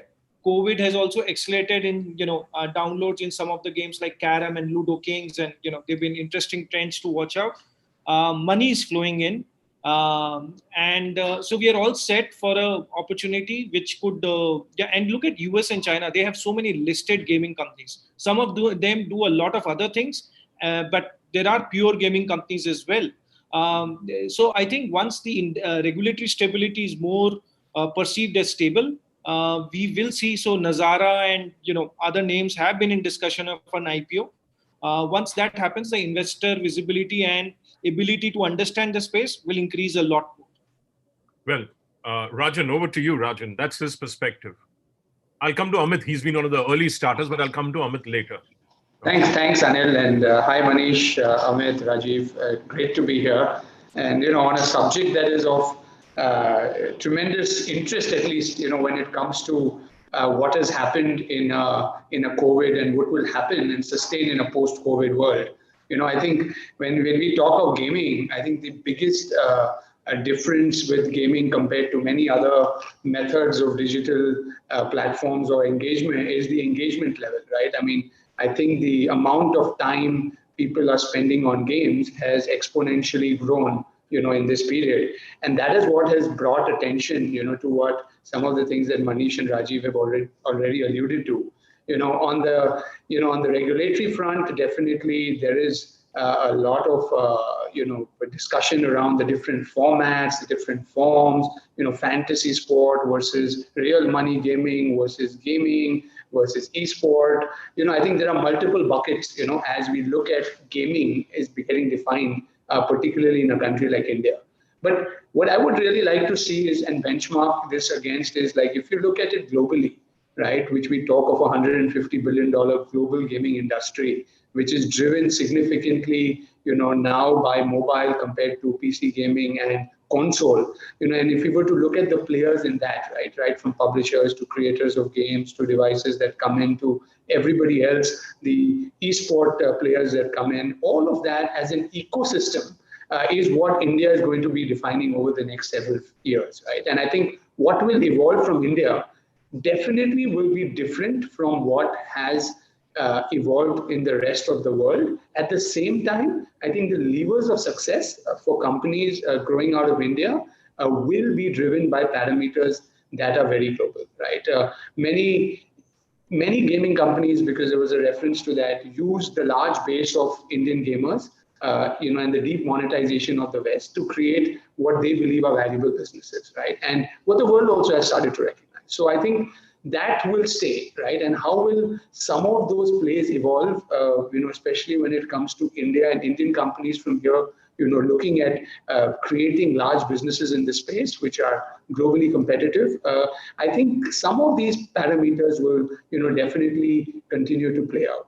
What's happening in India, the way I see it, is that there is a bucket of casual gamers, which then moves to mid-core and then moves to core or professional gamers. And in that, we build the whole area of esports. So it's like a funnel, you look at it as a journey, right? And you look at this across different genres, right? You look at it through different interests that people would have.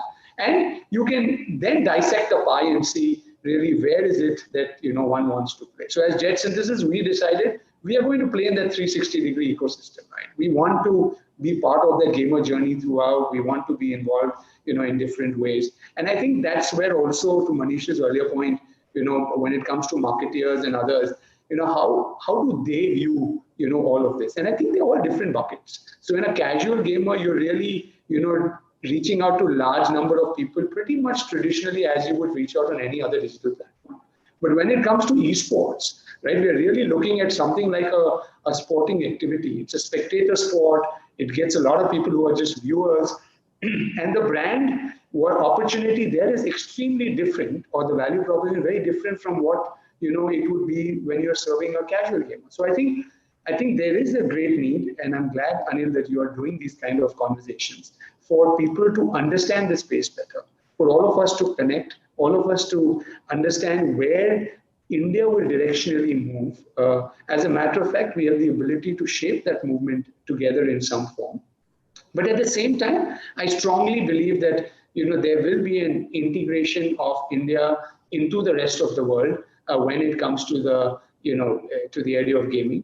Statistically or number wise, we are sub 1 billion, whatever way you look at it, in a global industry of 150 billion. So the only way for us to move from here is to grow rapidly, right? What will be the shape? What will be the form? What will 5G do to India?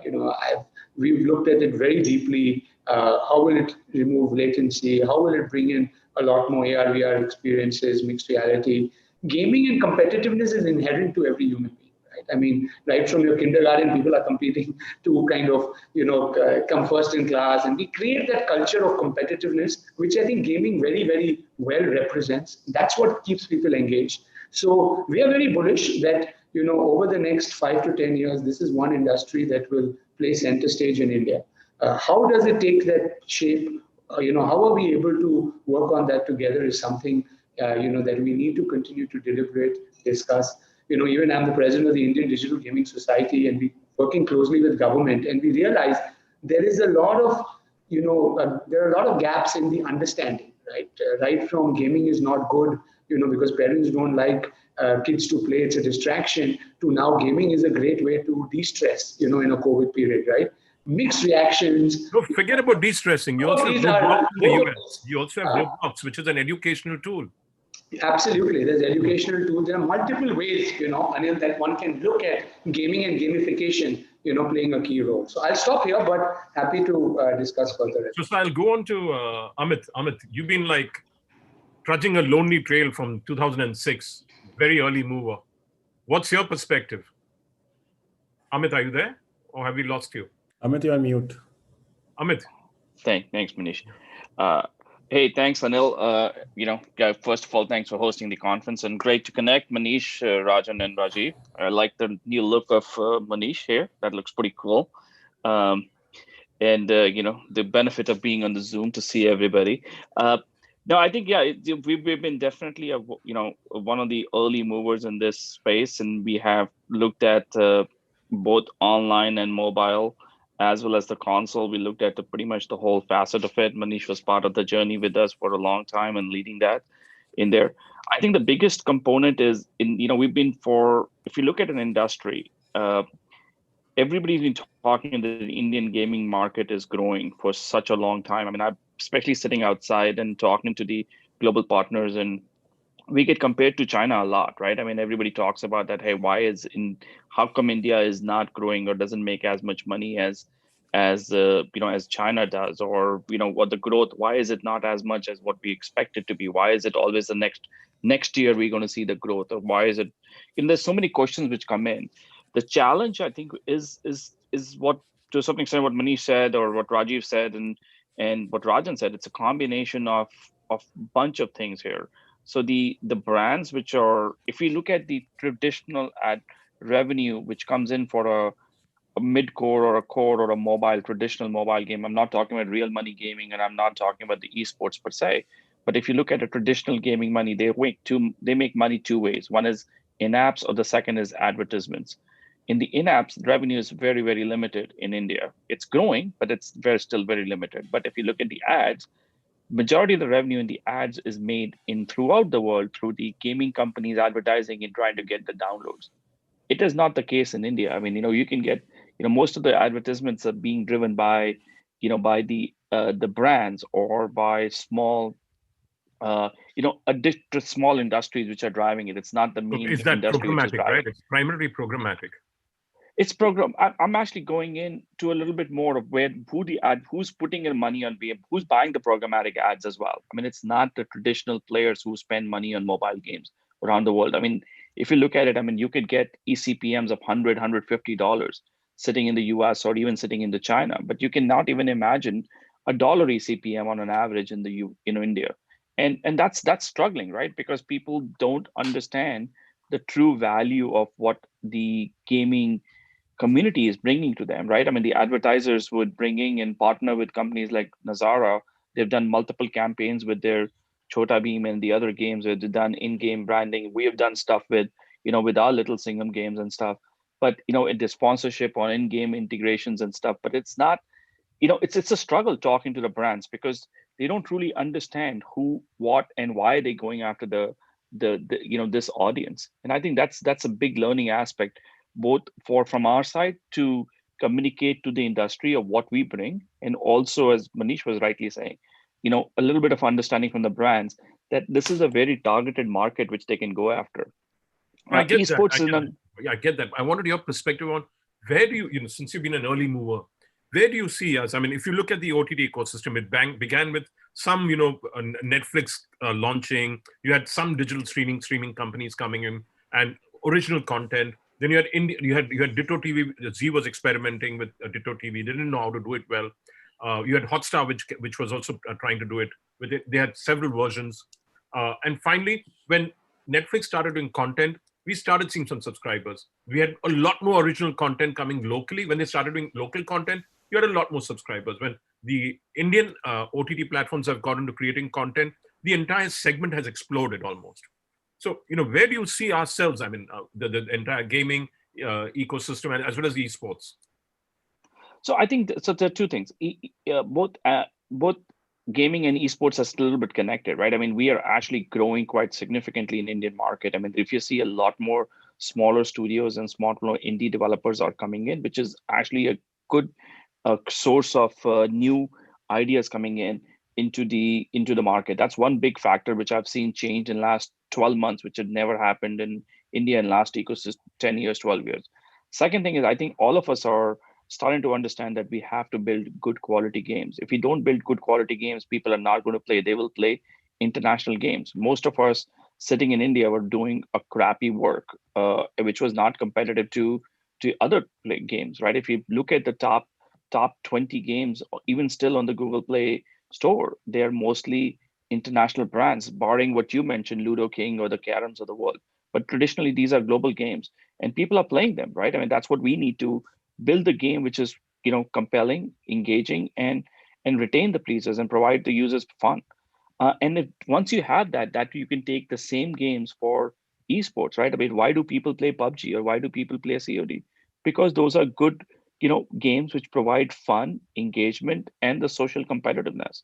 So if you provide that, if you meet those standards, you'll get that. And I think all of us are finally starting to understand that we can't do crappy work and be competitive in Indian market because consumers are smart. They play global games. They're not just playing only what is in India, and they're not only playing what we are building for them. They have access to anything and everything from the other parts of the world, and that ecosystem is good. Eventually will grow. Okay, Manish.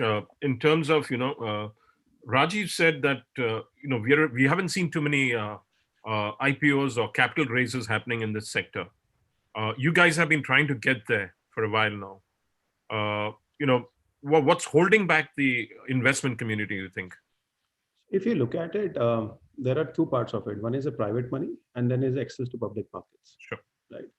I think the private money India hasn't seen this much amount of private money chasing gaming companies as we have seen in last 8-9 months, right? If you kind of stretch it a little back and take it to a Dream 11, then you have seen enormous amount of private money going into Dream 11. But what to me is a great indication is broad basing and breadth of the private money which has really happened. Whether it's MPL doing successive rounds or Windsor doing it, or many other gaming companies, or Rajan raising, or us raising, Dream 11 happening. I think private money is today, and especially after COVID, there is an immense amount of interest on global as well as local investors to come into gaming. The velocity of discussions, the frequency of discussions, and depth of discussions have increased immensely and enormously as you kind of really look at. Now, from a public market point of view, right, there is a really important and back-breaking work of evangelizing gaming per se, which needs to be done. And that gets accentuated, the efforts gets accentuated when you are talking to somebody who is not a gaming consumer themselves. Versus when you look at access to public markets, whether in a Nordic country or you're looking at an US country or in Hong Kong, they've seen, and the investors on the public market have made money on gaming. Most of them are gamers. It's much easier to explain to them the consumer psychology, underlying drivers, and what really grows. What is really going to happen is that one round of public market making money, investing in that will really take that off. And that is where it's a threshold, it's a tipping point, which will come in an Indian market and may happen very soon.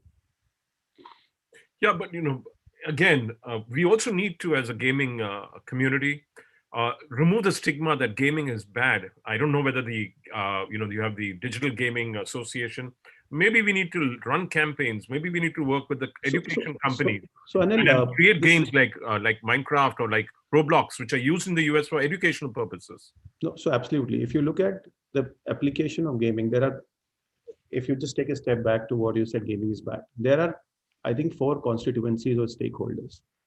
One is Rajiv and his community, which is domestic investors. Then there are foreign investors. There are consumers and parents, and then there is government. I think those are the 4 different constituencies we are looking at, right?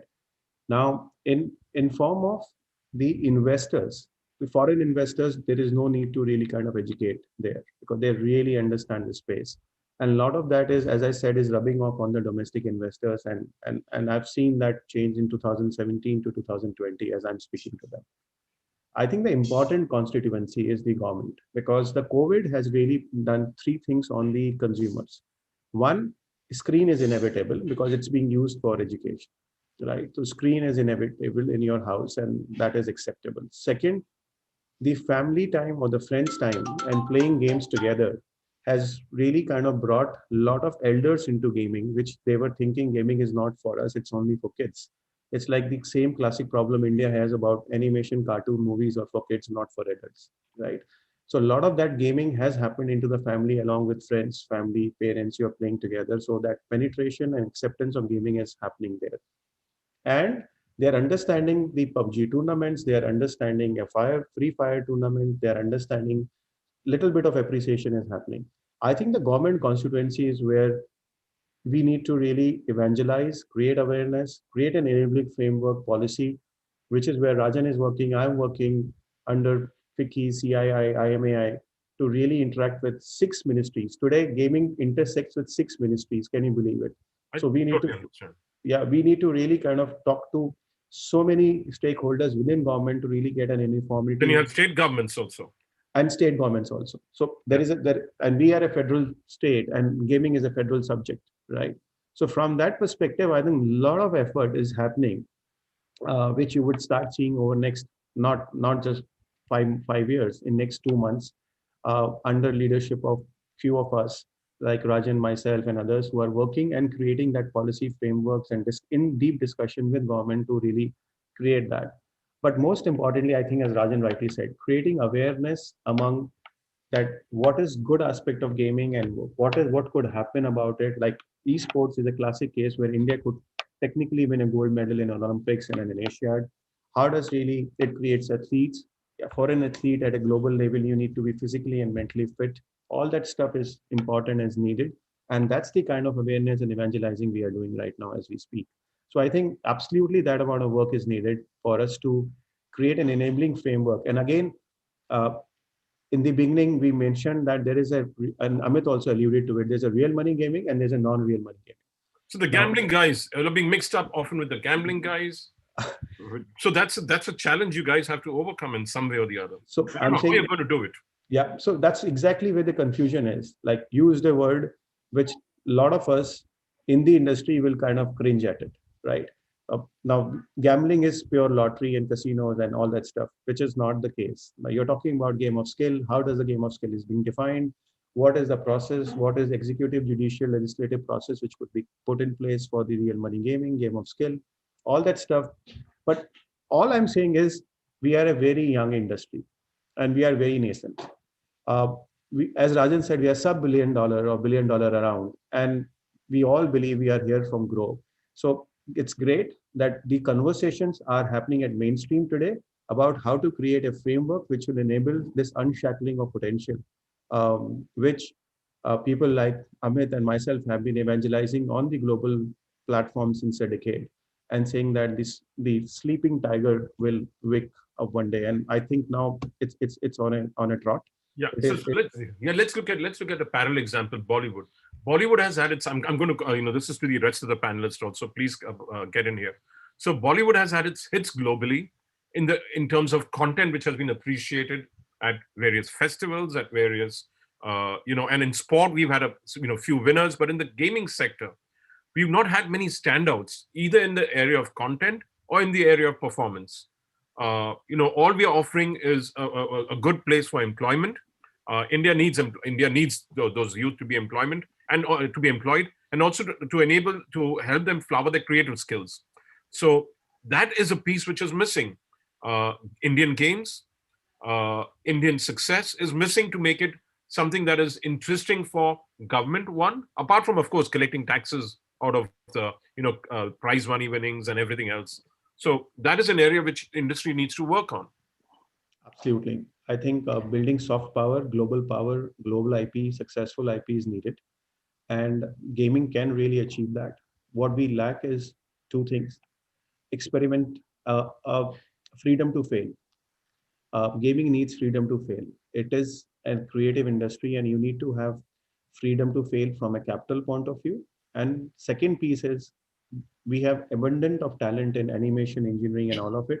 But real game design and thinking on those, that talent pool is supply side is very limited, and skilling, and then that whole creating an environment and enabling environment for freedom to fail experiment is important in my opinion, and rest of it the industry and young talent can make it happen.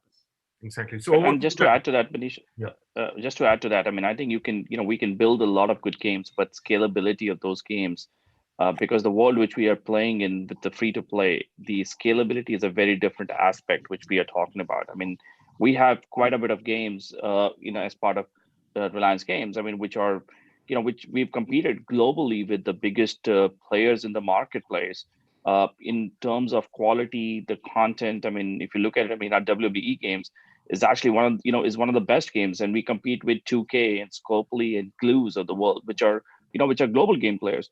What we've not been able to do is they're spending, in just the ability to be able to get the UA, they're coming in a very different perspective. They're spending 40-50 million dollars in trying to go scale those games, while we're going after, in trying to look after the monetization aspect from an ROI perspective, or coming in from a smaller scale. So it is a different world which we're talking about when we are competing with the global companies. You can compete on the quality, you can compete on the engagement, but I think we definitely, as Manish said, the biggest thing which is lacking in our country right now is the design capability, or designers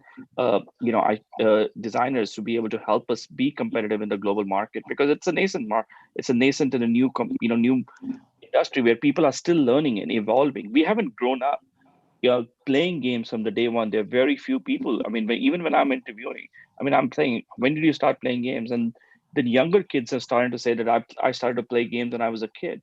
But when I look at it, I look at my kids. I mean, they've been playing games when they were 7, 8, right? I mean, it's a different world, which the people who've been born and brought up for 7, 8, or our team members who we have, they're 27 years old, 30 years old, but they've had an experience of playing games for 20 plus years, which is not the case in India yet. I mean, I think we still have to learn and evolve, and I think we need to partner with developers or game developers or game designers across the world to bridge that gap, and that's a hard gap to bridge, between the cultures, between the countries, and between the time zones and countries.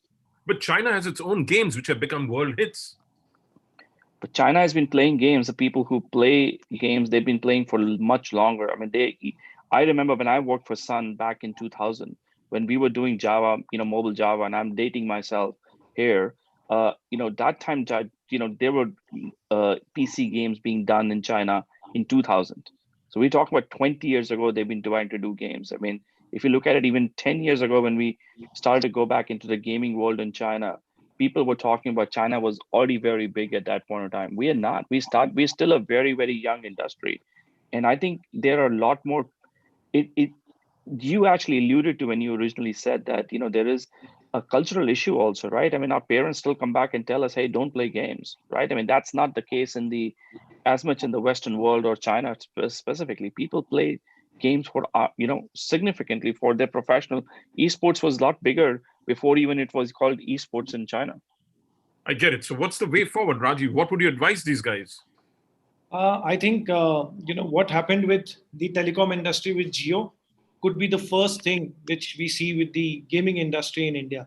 That is, one or two companies, they get a critical mass of subscribers who are giving you $1 to $2 ARPU monthly. So investors love the consumer theme in India always. That's been a theme which has been there for the last 25 years, and it will be there for the next 25 years. And gaming industry very well fits with that theme. And if somebody can have even for 50, 100 million sticky subscribers with $1 to $2 monthly ARPUs, it could be the starting point for us to get that scale, public money, private money, global eyeballs coming in, that, okay, there is something because global investors love size with scale. So once that is established, and then there is a factor that, okay, there is not enough money going in retaining those subscribers, because at the end of the day, that subscriber is competing with these social media, the OTT, and various other things in life. So even if you are a 30-40% EBITDA margin, low capex, it could get 2 times the valuation a growing telco would get or a growing media company would get. So I think that's the first way forward, that if some, one or two players out of the various players which is today, and the industry looks very fragmented, could scale up to that height and create that kind of value. That itself will be a great starting point. So do you see it in the area of IP, or do you see it in the area of platform, or do you see it in the area of aggregation? Where do you see it? I believe it has to be in the area of platform, because there the ability to experiment and there the ability to be agile is quite more. If you just stick to one kind of game or couple of things or themes or genres, then it may be very tricky. So platform, it should be in the pecking order. Platform stands first. Over to you guys. No, I think what you were just saying, Rajiv, actually makes a lot of sense, and I think that the Indian industry is slowly getting to some of these areas, and but I want to also talk a little bit about what Manish and Amit were talking earlier when it came to particularly why are we not able to create these companies or this size and scale out of India. At the end of the day, whether it is creating a great product and failing multiple times, there's that great example of Rovio, which created a simple Angry Birds game on this 50-second attempt or something like that. So the cost of getting there, like any other creative industry, the cost of actually building a great game with great global talent, the cost of acquiring the right set of users with a large marketing budget, actually requires a complete transformation in scale, for the way this industry needs to be viewed to create any dent, globally, right? Because the rest of the world has already matured there. On China, I think in addition, payments, was a big booster, right? I think, people pay a lot easily because the whole ecosystem was derived in a manner which enabled in-app purchases and things like that, which again, culturally, India is not used to paying. I mean, I know so many very, very well-to-do people who the moment you ask them to pay for something to grow up, they will just say, even if it's like 20 rupees or 30 rupees, principally, there is that. But that's also, rapidly changing. And I think, the forms in which I still remember when we, brought the first PC gaming platform to India, and, kids don't get money to, spend, on enhancing different capabilities, on that platform. Literally you have to send them home voucher cards where they'll scratch out, and buy that card out of cash money for 400 rupees. It costs $50 to deliver it. But India needs all those innovative ways in which people can get to actually spending on the platform. And once that happens, to what Rajiv said, and you're able to establish both scale and a realizable ARPU that has a reasonable ROI on investment, I think the whole thing will flip, right? And I think like what Manish said and what Amit says, we also, we've come from Thailand as a business group, right? Right from in the 60s and 70s, and we always said, this is the decade for India. This is the decade for India, right? And I think at least from a gaming and technology, I mean, this side, I think this is definitely the decade. It's very visible. And if we don't get past in this next few years, maybe international titles will continue to rule India. We might not be able to create opportunities that are as large and as global, but nothing will take away the fact that India will always be the largest market. It's about who goes and gets it is the key question. No, I have an observation here. See, I see children spending a lot more online these days. Children as well, between 13 to 15, 17, they're having a lot more dispensable incomes. They have Paytm on their phones. They have different kinds of payment gateways. So the propensity to pay is a lot is much higher than it was earlier, even in game. If you have to do some purchases in games, so that's one thing we have to have cognizance to. Rich people, middle class people, they are all spending a lot more. Consumption on payments on online have gone up drastically, not just for essentials, but even for luxury and entertainment. That's a reality. Let's not discuss that the purchasing power is there. So what is needed is probably dovetailing with one of the things which I'm pushing aggressively is dovetailing education and gaming. So it gets a lot more, it's looked at in a better way, making sure it's part of the curriculum, which we haven't been doing so far. So Anil, 2 points I want to come in here. One is, you mentioned about China. Just want to cover some. The per capita income has a direct causality to the in-app purchase growth. And if you track the per capita income growth of last decade of China to the in-app purchase growth, you will see a very direct correlation there. And if you see where India stands on per capita income, we are around 2010, 2011 on that perspective. If you look at the internet penetration and the penetration of gaming from that perspective, we are again 7-8 years behind from that perspective, right? In China also has a habit of 40 years of MMORPG in-app purchases. If you look at a Chinese game, it has 50 variables which person can really do that, and the screen is completely looks like a Bloomberg terminal, right? And they are used to having that kind of micro transaction at a micro levels. And while India looks at West from a gaming consumption point of view, few parameters and few nuances to tackle. So if you were to look at from a revenue perspective, we are exactly where 2011-12 China was. And Amit and I have been looking at China Joy, and in our previous jobs when we were together, looking at how the China growth happened and all that stuff.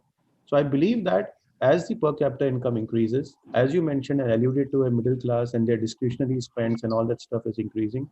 Plus, one big change which is happening in gaming in India is it is not spends, and anywhere in the world, when the spends move from competitive to just community. Like it is a social hangout. I'm spending money just for a t-shirt of my avatar in the game. The true behavior for in-app purchase starts happening. And it is not just pay to win, but it is just to kind of be a peer pressure or collaborative or just kind of social hanging. That's what has started happening in India in games like PUBG and all of it, which means that behavior of in-app purchase is now setting in at least to that 50 million, 40 million people base in a very deep entrenched manner. Sure. And that was 20 million 2 years back, is moved to around 50, 60 and will keep growing. So which is what this is really going to happen. And Rajiv, to your point, you mentioned platform play. That is where the difference in gaming versus video is. If you look at worldwide, it's not the gaming platforms, it's the games which make money. It's Minecraft, it's Roblox, or it is the whole Zynga games individually or EA games, right? A lot of attempts to create Stadia or a lot of attempts to create, they've only worked in an OEM. When it's locked to an OEM, it's an app store, a gaming arcade, Google Play, locked to an Android phone, right? Versus an OTT play where it's a lot of original content somebody started doing and creating it. Amazon is buying game studios left, right, center to create captive gamings and then create it on a platform. So it's a lot more difficult because in gaming, unlike OTT content, you play fewer games, but you keep playing forever. So you must be playing a Counter-Strike Go in your university days, and you will continue to play over first three jobs. It's not that you leave that because it's your social hangout with your friends. It's your relief with your friends. So that's why gaming and video is a bit different. And that's again understanding the nuance whether a platform will win or a content will win it's a debate. It's a jury is still out on that. And I think Manish, you're absolutely right. I mean, if you look at what's happening with Apple Arcade, that's exactly they're writing $100+ million checks in there. Same thing with Google Play, Google Pass, which they've launched. They're exactly doing the same. Similar to the Microsoft, Pass, which they have. They're buying the studios and the game and trying to bring them exclusively into that, into the Pass. So they're trying to the platform and the content together is going to continue driving the engagement and will drive the the user base there as well. And and that's the biggest factor which we need to be able to do that for India, because I mean I think we don't have the past the ability to be able to bring multiple games which people will engage with, which are say, hey, which are proudly be able to say that this is Indian, right? I mean, Counter Strike or COD or even PUBG, right? I mean, PUBG is such a big phenomena in India to a certain extent, but there are a lot more people. I was talking to the guys there, and there are a lot more people who feel that they want to lead the leaderboards with as a hacker than actually a spender, right? I mean, we feel that in our games which are multiplayer or which are socially competitive. There are we have games which have forums which are dedicated purely to hacking in India, which is not we don't see that anywhere else in the world, not even in China. I don't have China players creating forums just to be able to figure out how to hack into the game to be able to be ahead of the social competitiveness. I mean, they're not spending money purely just to on the avatars or the social angle beyond just being able to get the in-app purchases to progress in the game. And I think both of these things have to come together, as to a certain extent Manish mentioned. Yeah, so I'm going to move on to another point, actually. If you look at, Ludo King is not essentially a game we want to really, gamers would, but there are hundreds of millions who got onto it. So it's a casual game, easily made, has worked well during this pandemic, has, even 70-year-olds have played it. So what lessons can we learn from that? Going on to really cool games rather than hyper casual games. I think my simple hypothesis for India casual gamers, which is 300 million and which continue to grow to 500 million, is the Indian users are absolutely have super attention deficiency syndrome.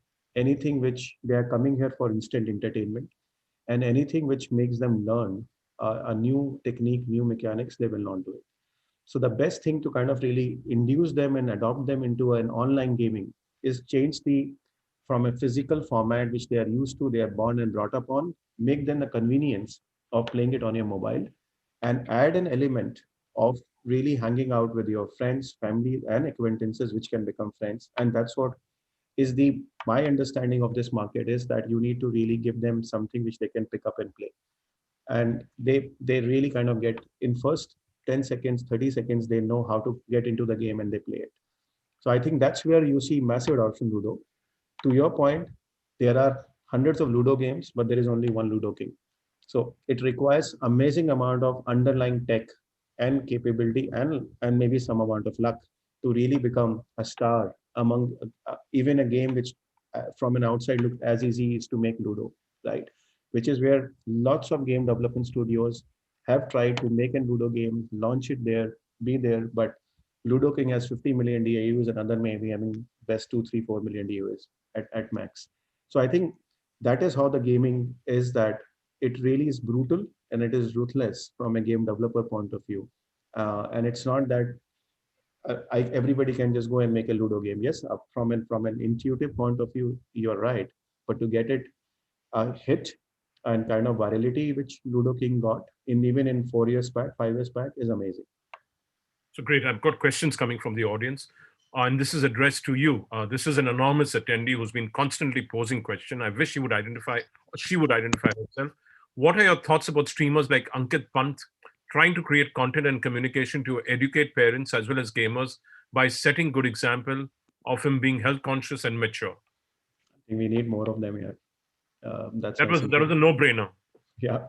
So I'm saying there are many such guys who have an ardent fan following and who could really be roped in. And that's where I think the lot of brand marketing support can also come into them, because monetizing streaming on YouTube is very difficult and it's really low eCPMs.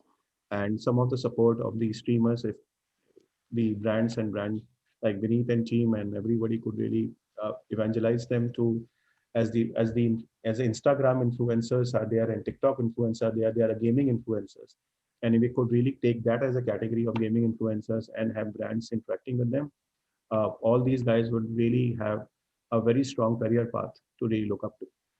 Great. So there's another. We actually work I'll just chime in a little bit here. We work actually with a lot of influencers with our games, where we are trying, especially with which we're trying to get the global games.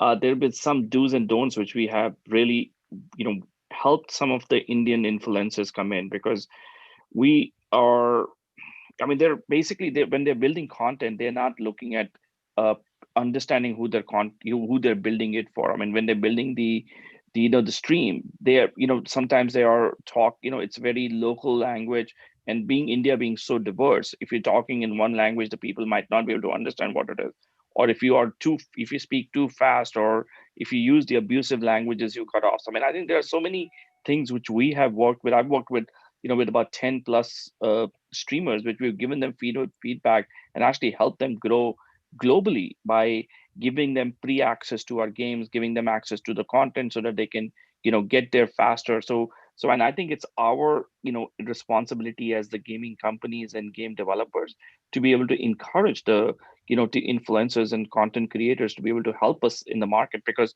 for us we see that as a one big marketing tool and engagement tool for our players. Because if you're building a new feature, if you're building something new, bringing the game, coming out from an influencer or third party is always much better than us just creating our video and pushing it onto our own channels in there. Fantastic. Yeah. Thanks for that. So now, broadly, what I've understood from this conversation is, one, we need to get the regulatory framework in place for this ecosystem. That's one thing which the industry has to work on, and it'll come out in the next couple of months, possibly. Some of the efforts will start bearing fruit.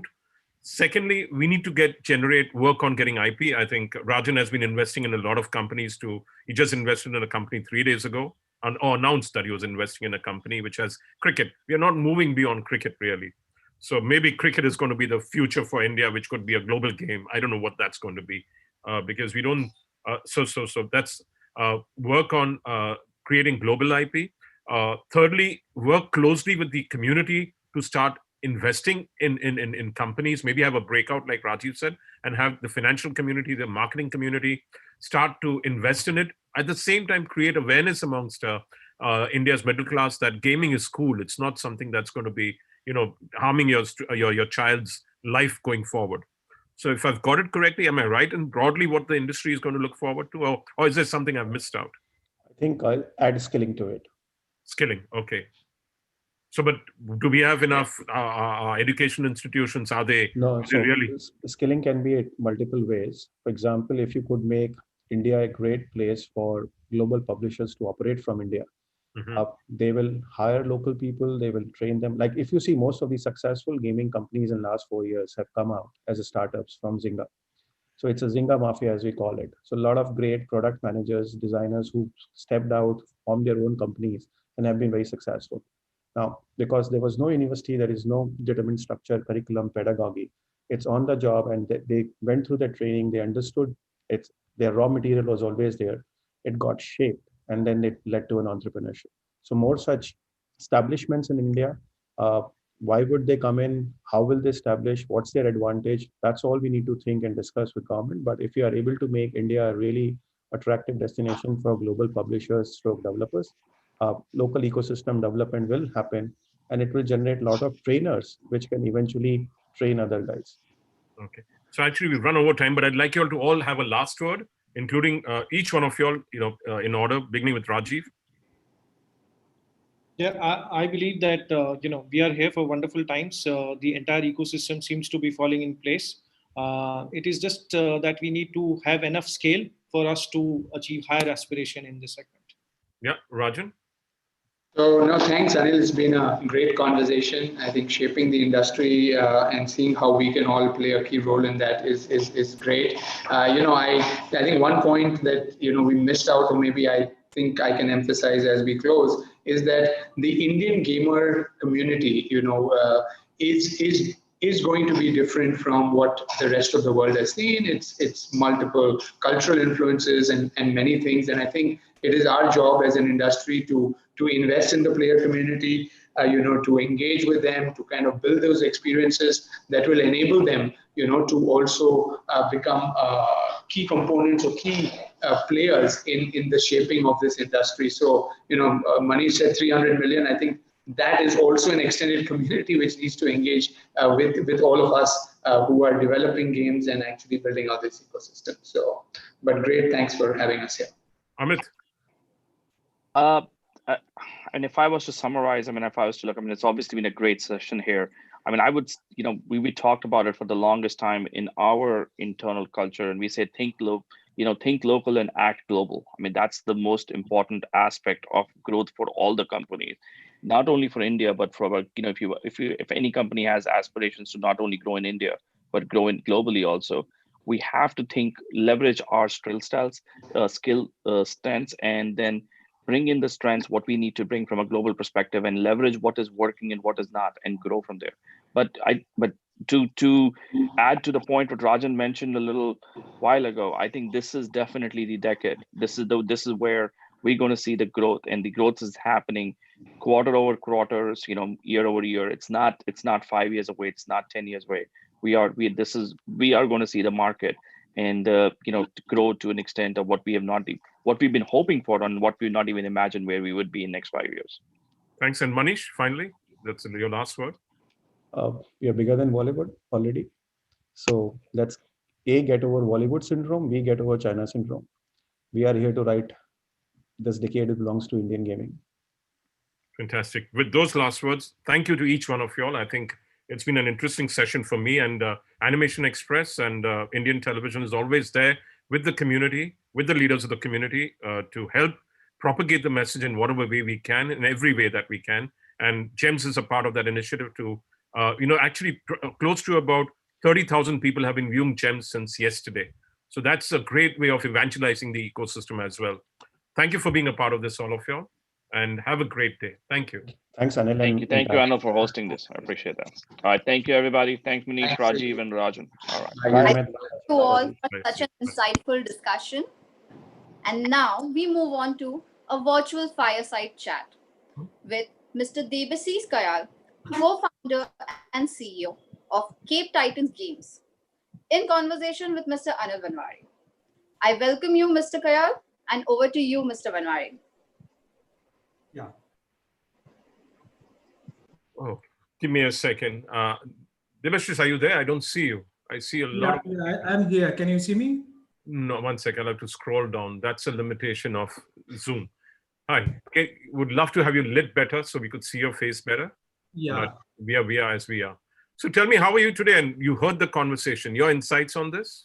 Yeah, I was from morning and I was listening to those leaders in game industry. I worked closely with Manish, Rajan before in my career. So yeah, it was a very nice discussion on gaming ecosystem and boosting the Indian culture, local for vocal, all these things. And we also came up with the same tagline, from India for the world. So yeah, I guess we are on the same page. Fantastic. And what have you thought of GEMS so far? Yeah, James, I couldn't found time to participate yesterday, but since morning I am here, and it's great thing. Like people are participating and people are questioning about their doubts, and it's a great initiative. And also thanks for having us in the conversation so that we can showcase our product, our philosophy, our mission statement, and all these things. Thank you for partnering with us, Debashis. Yeah. So what is Cape Titan Games all about? Can you tell us a little more? Yes, thank you.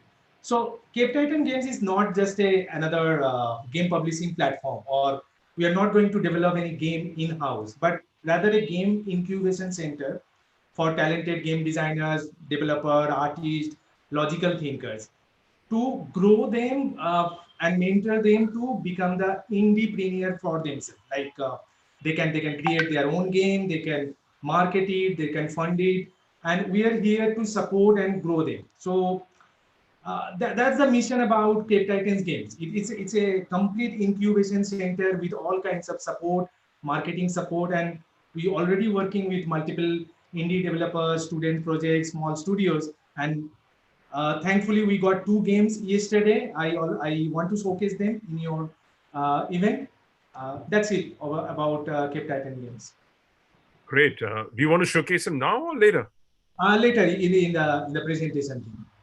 Fantastic. Nice to hear that you got 2 games on your board. So being the founder CEO, what is the difference you want to create in the gaming world? So before the Cape Titans happened, I have experience on the other side. Like I was a aspiring game creator, game consultant, and also as a game curator, educator, I found that there is a gap between product development and selling that product in the market. Even panelist in the previous discussion was discussing about the same thing. We need some ecosystem where people can showcase their product and they can relax. Means they can only concentrate on the development part. So we are here for the strategic partnership, promoting their game, funding, give them business insights and all these things. Because these, as game development requires so many techniques and talents and artwork, marketing and promoting also has similar thing. Like we cannot just share on social network and spend money and game can get us users. That's not the case, right? So we can bring that same strategic promotion for the developers. Also, one of my co-founder, Mr. Surya, already had a decade experience in developing talented game designers, artists, and developers. He has a premier institute in Pune, Hyderabad, and Bangalore location. So we know what the requirement for game development or game development in general. But yeah, we lack that. Means we need to fill that gap between making a good product and setting it for the global audience. So we are here to make that bridge between 2 points. So you're basically looking at yourself as a platform, and why Yes. indie game companies and developers should be interested in you. What experience or new model do you bring to the table also? Okay, so look, we are going to create a very straightforward model. Like we came up with this philosophy called ID3R. We are also promoting this concept ID3R. What are the 5 steps? So even in game development, we follow a core loop. Like the same thing player need to follow for again and again. So if we can make a similar, very easy loop where developers, designers can fall into, it stands for I for idea, D for develop and design, R for release, then R for revenue, and R for relax to go for a new game. So that brings ID3R concept. If once you develop one game, you don't need to worry about how to promote, how to sell, or how can we make money for the next game. So from any stage, it can be ideation stage, it can be development stage, it can be finished product. We have support program for all these stages. For eligible product, eligible person, good profile, we are here to support for anything, like only the marketing thing, supporting with artwork, supporting with development techniques, anywhere, anytime, we can support. So what's the model like, finally? Model is the business model. Business model is you have an idea, design that. If you need some help from us in designing, developing that thing, we can support you. Once you have the product, with our very easy and straightforward selection process, we can select that.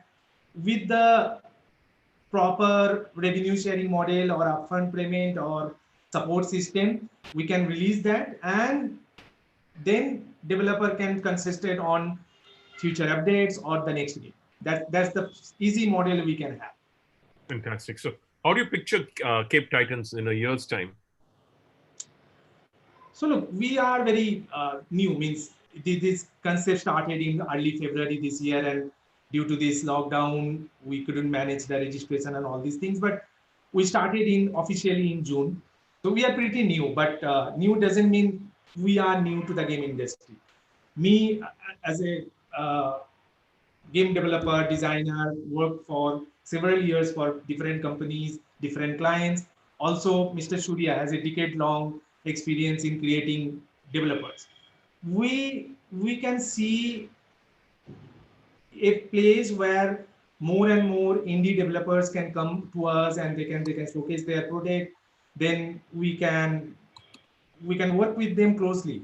We can create a development system that can autopilot their project. Autopilot means they can set it with us and they can relax. They don't need to think about what will happen to their game.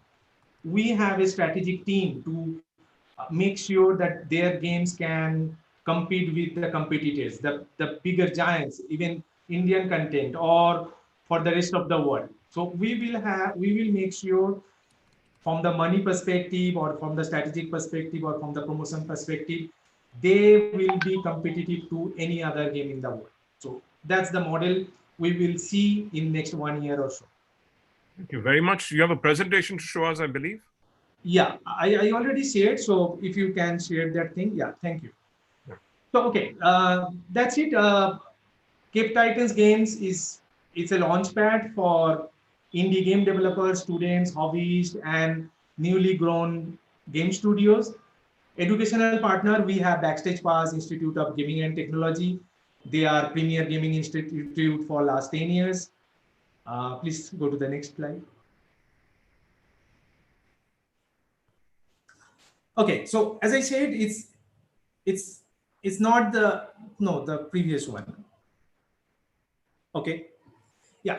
So Cape Titan Games is a premium publishing platform where we want to uplift the heroes of game development to be the titans of game dome. So our mission is pretty straightforward: create game creators for the future who can contribute to the gaming community. And we have a slogan from India for the world. Yes, we are also supporting vocal for local thing.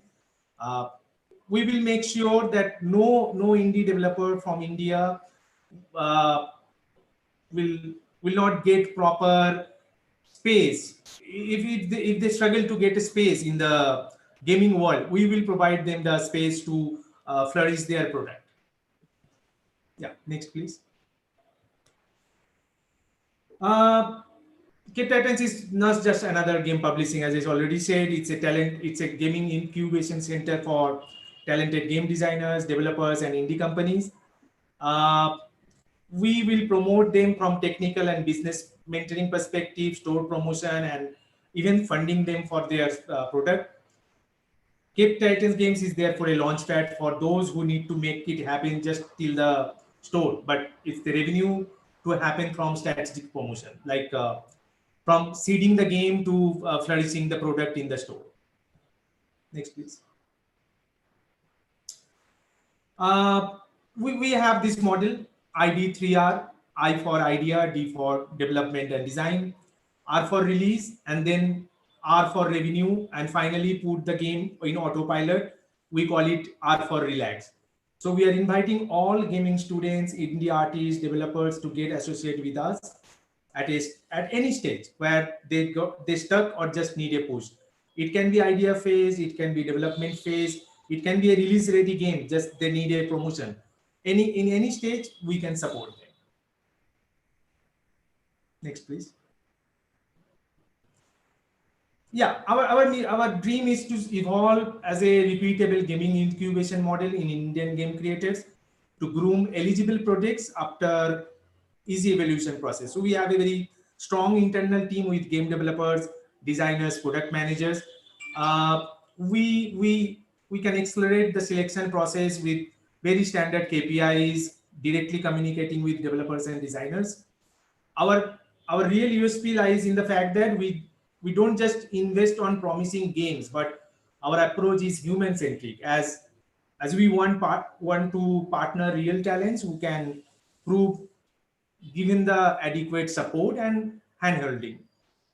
to go by the prediction for the booming game industry, as most of the gaming veteran and industry professionals are saying, India can be the next big gaming can be the next big thing in India, and we have the solid knowledge of foundation in our partner with Backstage Pass Gaming and Technology. So we are here to support in every stage. Thank you. That's very interesting. We have two more, I guess. Yeah. You have another slide? Great. Yeah. So thankfully, we got two new games on early access. One is Chakras, Path to Nirvana, and another one is Trip. This is developed by a student during this lockdown period. You can access them on Android store, and we will soon launch on iOS. And the last one. Yeah, so we are promoting this ID3R concept, and also we are organizing one ID3R challenge on social network. All you need to do, you can search with hashtag ID3R challenge, and you can create the most innovative poster or message, and you can share on social media. We have a we have already declared the winning money, and also with the eligible candidate, we can have a professional 1-year contract to be the brand boy or brand guy for the Cape Titan games. So that is we are promoting right now. Even you can see in my backdrop, I have put the same thing just to communicate the idea. Yeah, thank you. Thank you. So guys, it's been wonderful chatting with you, and to see somebody as passionate about building the indie game community as you, in whatever way you can. And I hope the industry will respond as well as you're seeking to help them. And hopefully a lot of entries you get for your competition that you're having for the design part. Thank you very much, Debashis. Any last words before I, call this a close? Yeah, so all I need to say to all the attendees and whoever is watching, even I said similar thing to my students. The only way to take part in the gaming industry, you just make games. Just by discussing over it or playing, you cannot be part of gaming community, or you cannot serve. So whatever your skill set or whatever things you have, make some games, contribute to the community at anything you can take. And we are here to support you if you have a nice idea, or we can sell it for the global audience. Yeah. Thank you very much, Debashis, and thank you to the audience for being here. And thank you for, probably this is the last time you'll be seeing me, unless they call me for a closing remarks or something. But it's been wonderful being with you all and sharing with you all the prospects for the industry and how the industry can work together to take it to the next level. I thought the previous panel was pretty interesting, and as well as the panel with all the leaders from the industry. Let's hope everything works out well, and each of us has a successful time ahead in this ecosystem, whether it's as gamers, developers, whether it's as people like us who are observers, or whether it's investors, whether it's marketeers. We all grow this entire ecosystem, whether it's as employees, or as game designers, game developers, or as aggregators, whatever, wherever we are. Let's have a great time and let's build this. And until we meet again, thank you for being a part of this. Thank you. Thank you. Thank you very much. Over to you, Priyanka. Thank you, Mr. Kayal and Mr. Vanwari, for this wonderful dialogue. I would request Mr. Kayal to stay back, and we move on to the next and final segment for the day. I would like to introduce our esteemed set of panelists. Mr. Avichal Singh, co-founder and game designer, Nodding Head Games. Mr. Chirag Chopra, founder, Lucid Labs. Mr. Himanshu Manwani, co-founder, Zigma Games. Mr. Vaibhav Chavan, CEO and founder, Underdogs Gaming Studio. Mr. Zainuddin Fahad, Chief Executive Officer, Ogrehead Studios. And this session will be moderated by Mr. Rishi Oberoi, founder and CEO, Photon Tadpole Studios. I welcome you all, and over to you, Mr. Oberoi. Hello. Hey guys, is everyone's video on? I can't see it. Well, I can see myself, so I guess it's working. Yeah, hi Avichal, how are you? Hey, hi. Hey everyone. It's good to see these faces. Hi guys, hi. Hi guys. Oh, Is everyone? Can everyone see me and hear me? I'm having some Yeah. internet problems apparently. Yeah. Yeah, we can. I can. Chirag, you got a haircut? Yeah, the lockdown effect. Or even Himanshu? It's not Only a haircut. my. I just took a trimmer and removed all the hairs on my head. Oh, I need one. He's still promoting the game, huh? All right, should we start? Who else is on? Do we have anyone from Animation Express? Should we start? Yes, you can start. Okay. It's a little complicated screen. There's a lot of people who are not attending as well as people who are attending. Okay. Hi, guys. Hi. Thanks for taking time for coming up for this. There's, of course, a lot of activity going on related to gaming and not related to gaming. Needless to say, 2020 has been a very, very strange year. It's not been an easy year. But in all this darkness, there are a few shimmers of light, and I would like actually point out some of this light which has been shone from you guys. So I would like to thank all of you for being here.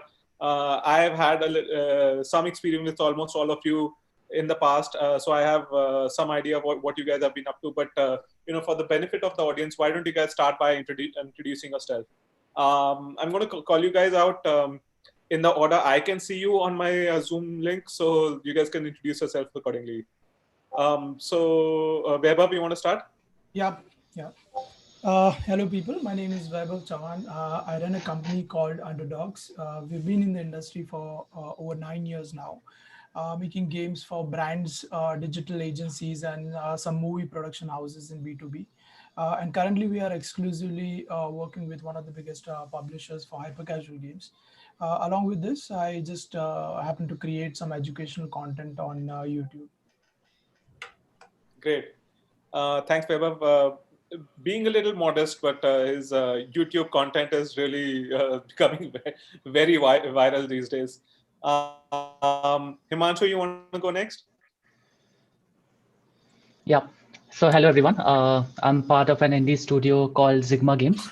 We develop premium multi-platform titles for the global market. In the past 5 years, we have released four games. All of them were globally featured on App Store and Google Play, and won multiple national and international awards. Some of them including Indie Game of the Year at IGDC and very big indie pitch a couple of times. The Bonfire series that we have is our own homemade, is our most successful IP. And we recently launched the Bonfire 2 on iOS and Steam, and it became one of our most successful game till now. Yeah.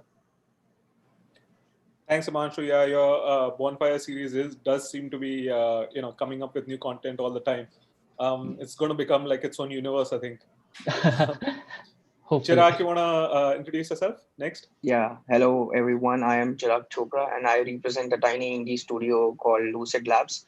We are an all remote team in the industry for the last 6 years, and our latest game, Possessions, is live on Apple Arcade, which has again won a couple of awards both nationally and internationally.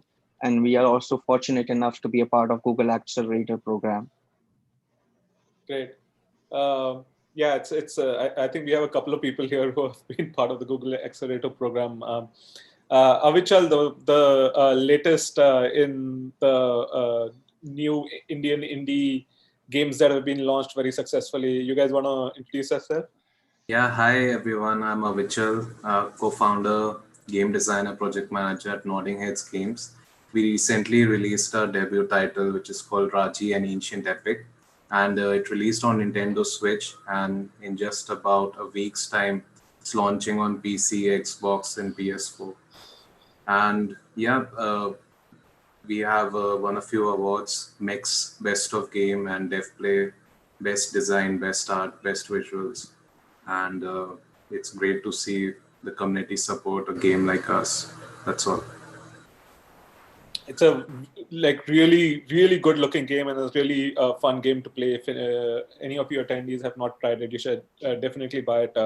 If you guys have a Switch, obviously it's the first that's the first platform you can experience it in, but Avichal assures us that is coming on the other platforms as well.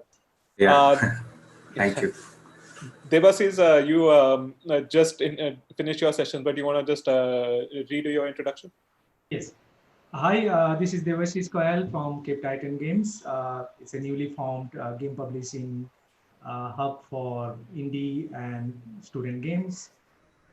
Before that, I used to work as a game designer in different companies. Also, I work as a guest mentor in Backstage Pass Institute of Gaming and Technology for game designing and game consultancy. And yeah, nice to be here, and hope we like to promote a few games that we already got 2 days back. It's one indie studio and one student's game we got recently on Android store, and iOS games will soon follow. Great, look forward to all those games. And last but not least, Zain, who's already been quite a prominent fixture in the Indian indie development community and the king of indie game marketing in India. Zain, you want to introduce yourself? Hi guys, my name is Zainuddin Fahad. I'm the founder of Ogred Studio, an indie game company based here in Hyderabad, India. We made a game called Asura. It's a roguelike hack and slash RPG inspired by Indian mythology. It was released in 2017. You can find it on Steam. Currently, we are working on a new game called Yodha. It's an Indian turn-based role-playing game that we are currently working on. That's about it. Cool. And quickly, I'd like to introduce myself as well. My name is Rishi Oberoi. I head a company called Photon Tadpole Studios. I used to run the production team at India Games for about 10 years, and we sold the company off to Disney, and I ran the Disney Interactive team for about 3 years before starting off my studio. And our studio, of course, we're a small indie studio as well. We concentrate on, we essentially building local Indian content for Indian games for the Indian audiences.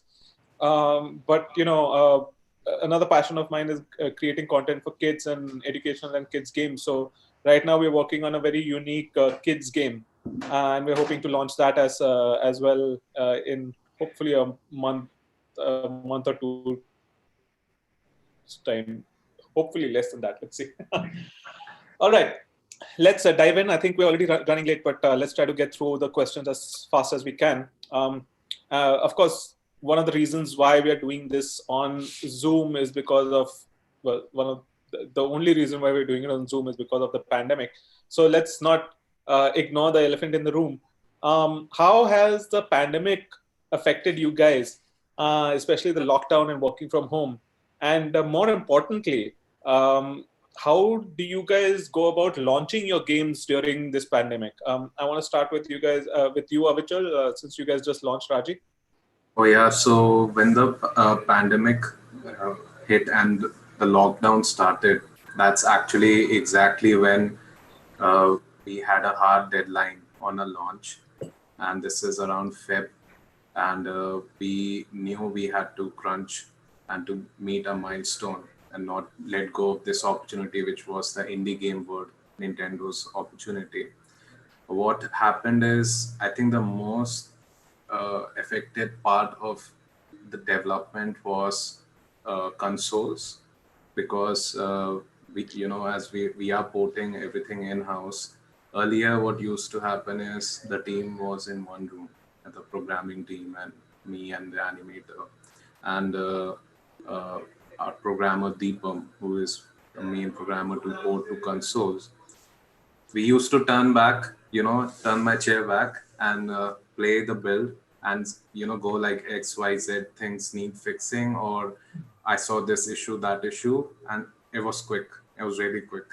And when the lockdown happened, we didn't realize it. We realized it pretty much after the crunch ended and the launch, that how it made things slower for us. That I have to either message him on Slack, get on a call, schedule a call, figure out if the calendar is free. And even after that, there were a few weeks that we had to travel to his place with all precautions in place. I think around 18 kilometers from here. Not a very nice ride in monsoon.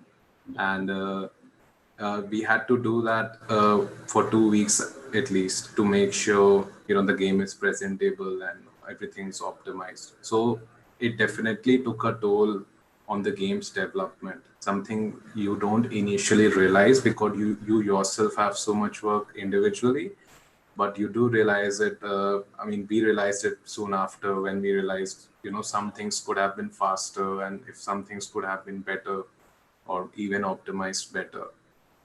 So that's one of the big ways the lockdown affected us. And of course, you don't see your team anymore, so we did arrange weekly calls. We had to shift the way we were working or communicating. And because it was also a crunch, I think there was this like, put your head down and just get the work done. We had to go through that. Right. And specifically, so I think all development and all game development, and especially tech, we've actually had it easier than some of the other industries. And we just assume, yeah, we're just going on making, doing development at home and just, uploading to Git, managing on, Zoom and other online software. But the trickier part, I'm assuming, would also come when you have to actually launch it with the marketing and the coordination with your publishers and things like that. Any specific learnings there? Any troubles, obstacles that you guys had to go through? Well, for our publishers, we were already used to working remotely with them since the start. So there was nothing new about it, but they also had to now work remotely in their company. So that did affect their workplace, And I haven't personally asked them, but I can tell you the implications are there. And that is something the pandemic affected. Even teams across the world, they had to be in lockdown and they cannot meet. Communication is slower. Marketing team used to sit with the publishing team, and now they are in their homes. So coordination was slower.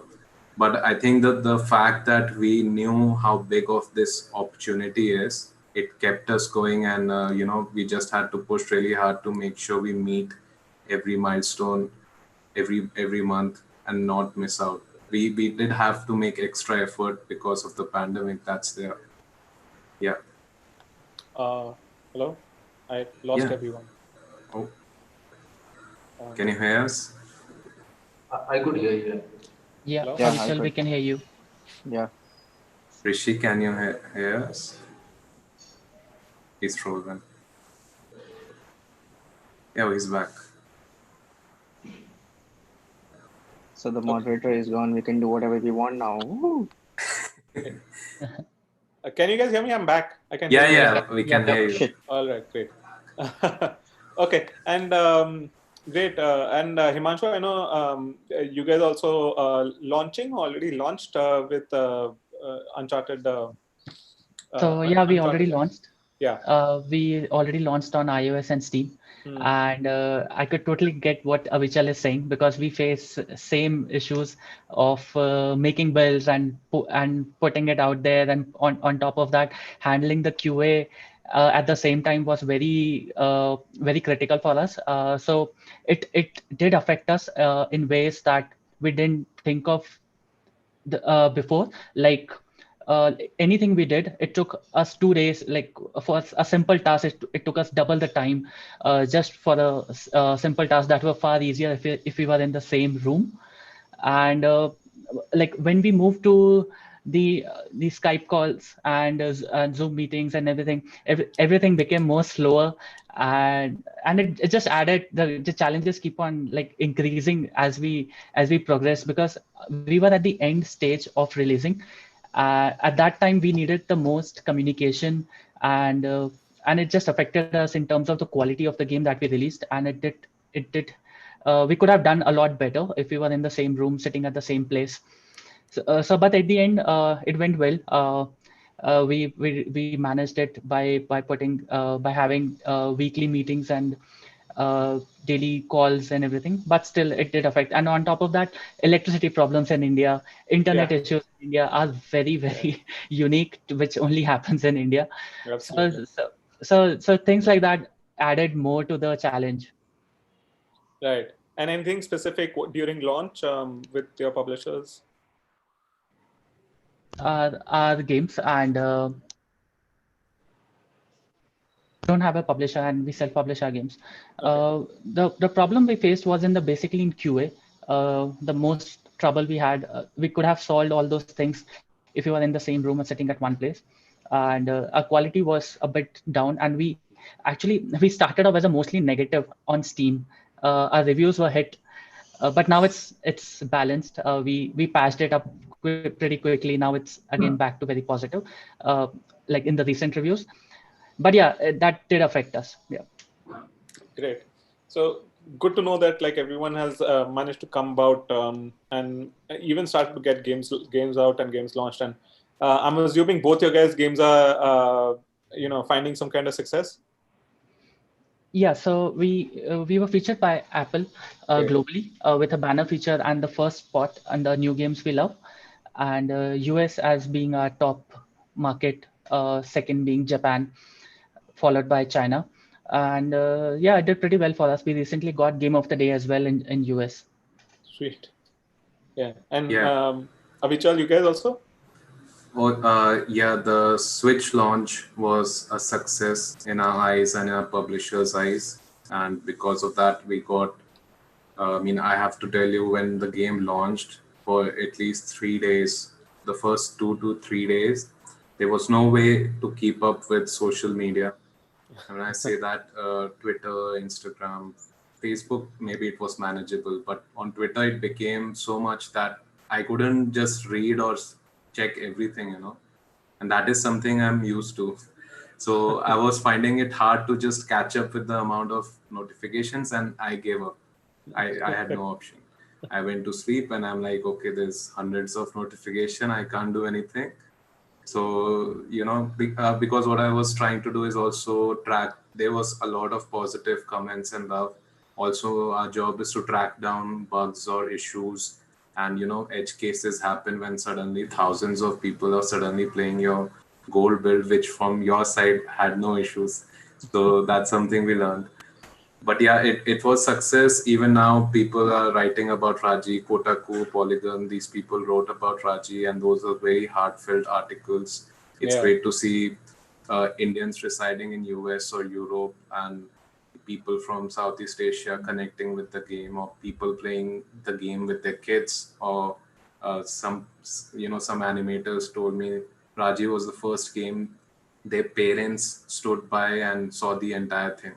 So those are some things we consider as achievement, like the game was able to do that. That's cool. Yeah. Very cool. So I've been seeing this a conference that has been going on. And in one of the previous panels, I saw there's a lot of conversation about where India is on the development, and all leaders of the industry talking about, oh, we are 7-8 years out and things like that. But from the conversation with you guys, I feel like as far as the indie game development scene is concerned, we are clearly we've sort of established ourselves as a unique spot for ourselves as Indian indie developers. So that leads me to my next question. What do you guys consider being, what is an indie developer, and specifically, what does it mean to be an indie Indian indie developer? Zain, if I can start with you.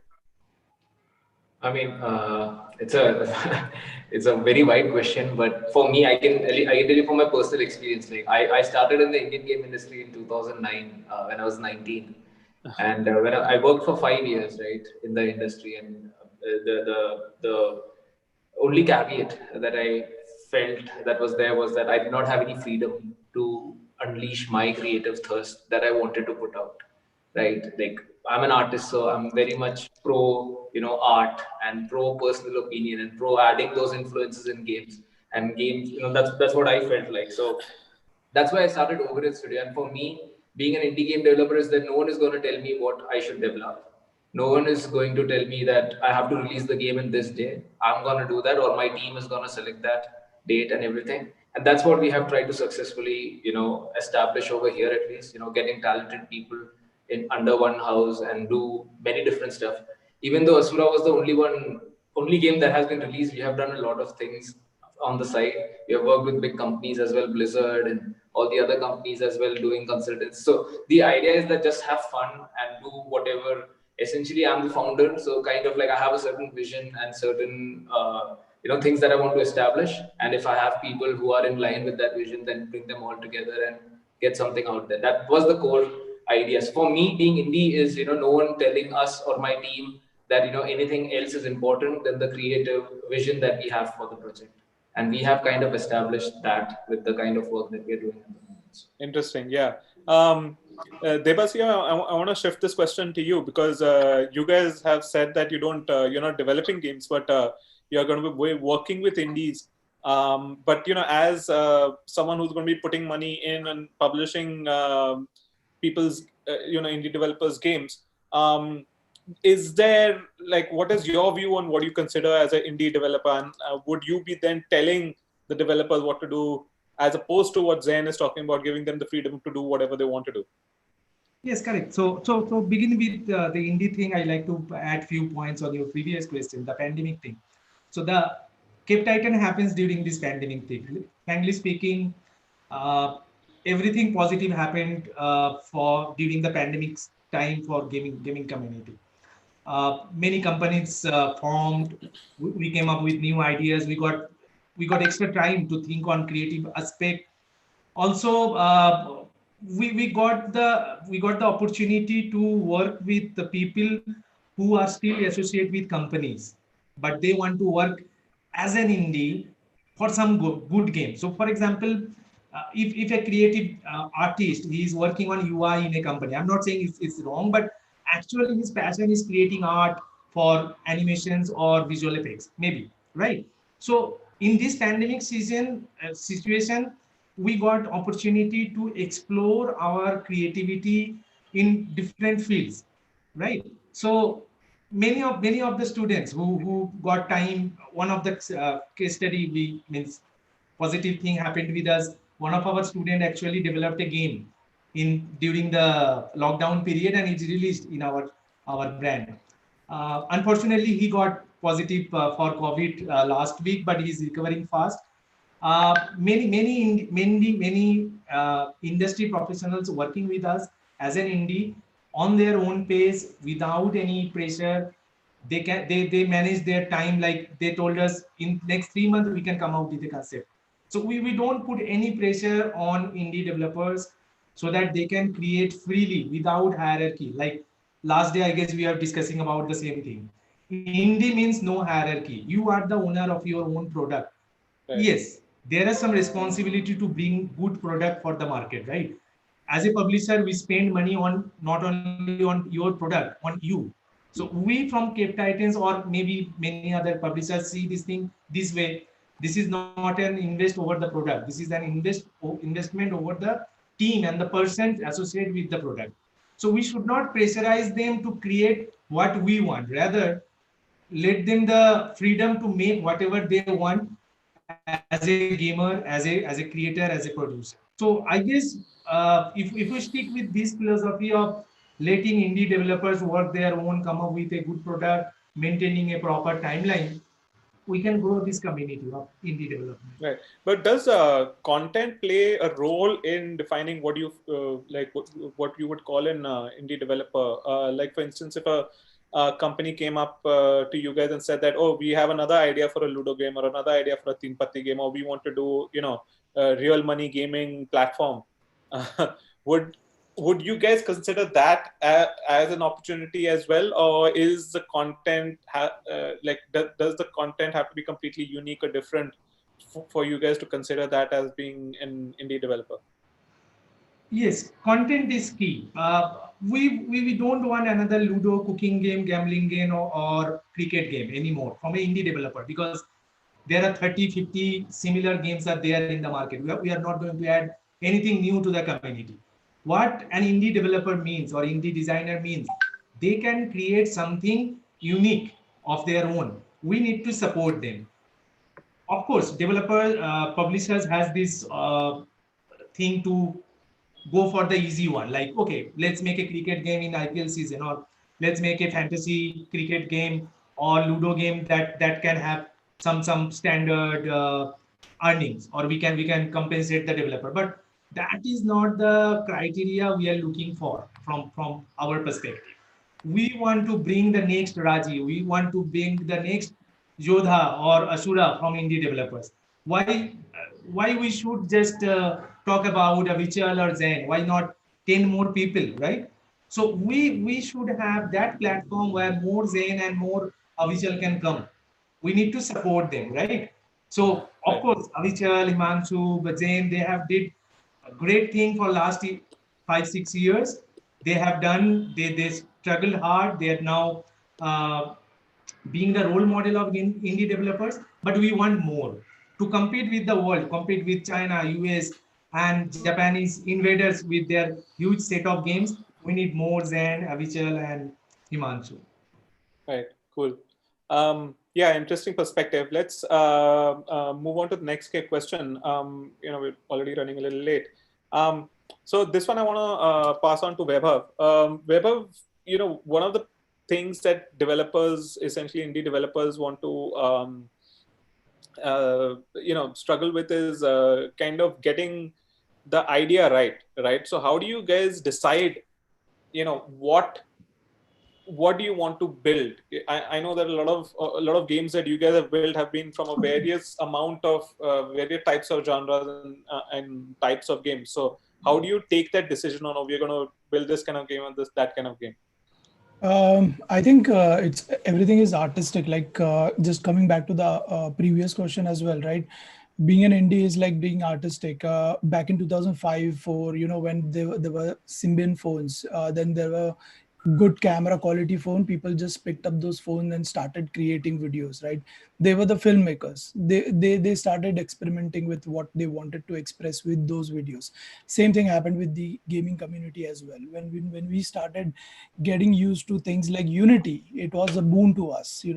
We experimented with a lot of engines before that. There was Unreal, Talk 3D.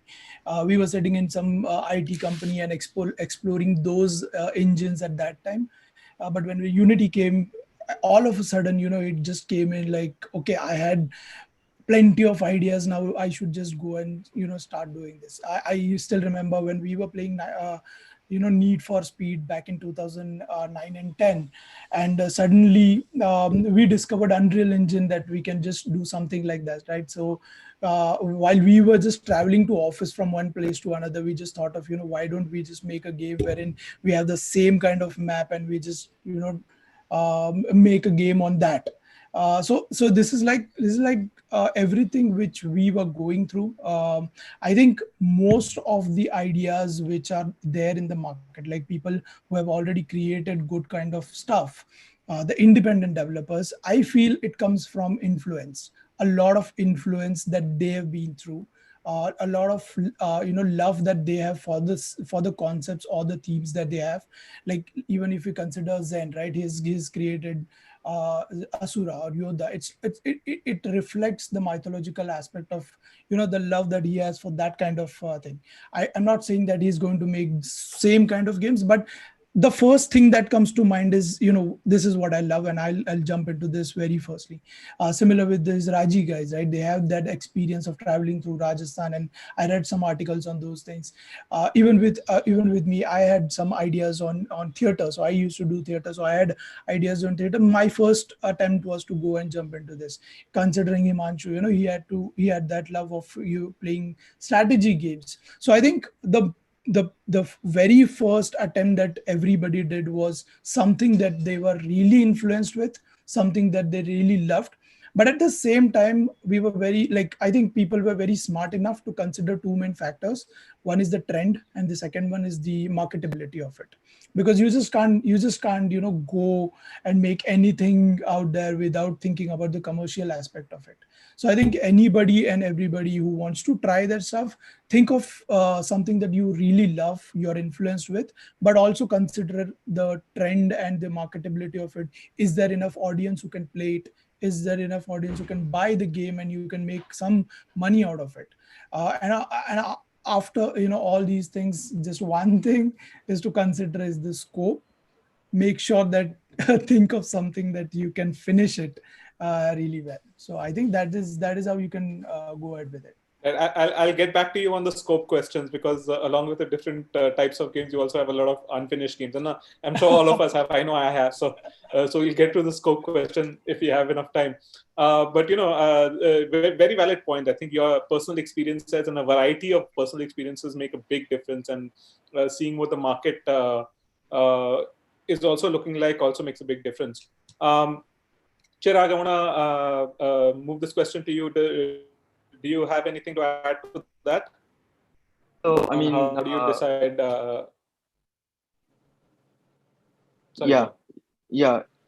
Yeah. So, I mean, I come from a game design background. So my ideas, like, I've always felt that ideas are dime a dozen.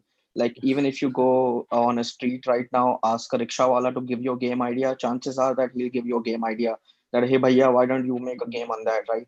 So in my perspective, ideas are like dime a dozen. Ideas are like worth beep. So for me, someone like me, I am sort of a person who likes to think of a lot of ideas which are relevant to mechanics. So a lot of mechanical stuff, how people actually would interact with the game. So I'm a person who thinks about the interaction side of things. And when I think I have an idea worth pursuing, the first thing that we do or I do is to create a prototype and then actually see if it actually makes sense and if the interaction is fun to play. If it is, then we pursue it into creating a better version of the prototype and actually creating a game out of it. If not, then we move on to the next idea. So for us, an idea is cool to have. It's obviously good to have in a team, in a small team, and an indie team. But for me personally, if it's not fun in a prototype stage, in a very early stage where the basic mechanic is working and you cannot get the fun out of it, then it's just like any other idea. So idea and then prototype and then get feedback from a few close friends. If it makes sense, pursue it. If not, then move on to the next one.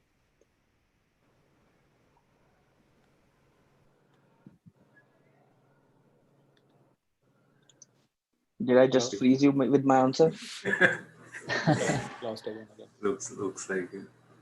Wow.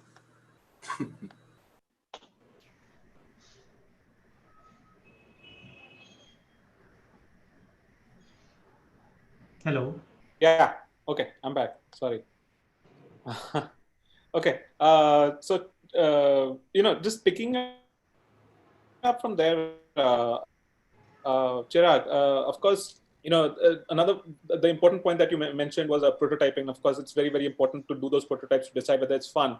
A lot of problems that I find personally, and I don't know whether other indie developers would also be probably going through this, is how do you know what is fun, right? Like, you might find it fun, but is it fun for everyone? Is it universally fun? So how do you go about getting feedback on those prototypes? So once you've built that prototype, how do you go about getting feedback on that prototype, and how do you then handle negative feedback? So I want to move this question to Zen, because I know on Asura he went through and got a lot of feedback from a lot of different places. So Zen, if you could pick this up from here. And I also want to just also ask, when did you start getting your feedback? Like, was it very early, or was it like when you had already reached a particular stage? Yeah, so for Asura, basically how I build games is I'm more of a game design guy rather than an aesthetic or narrative guy. So I know that my strong point is game design rather than narrative. So I always have these design goals that I want to meet, and the aesthetic and everything is aligned to those design goals that we have.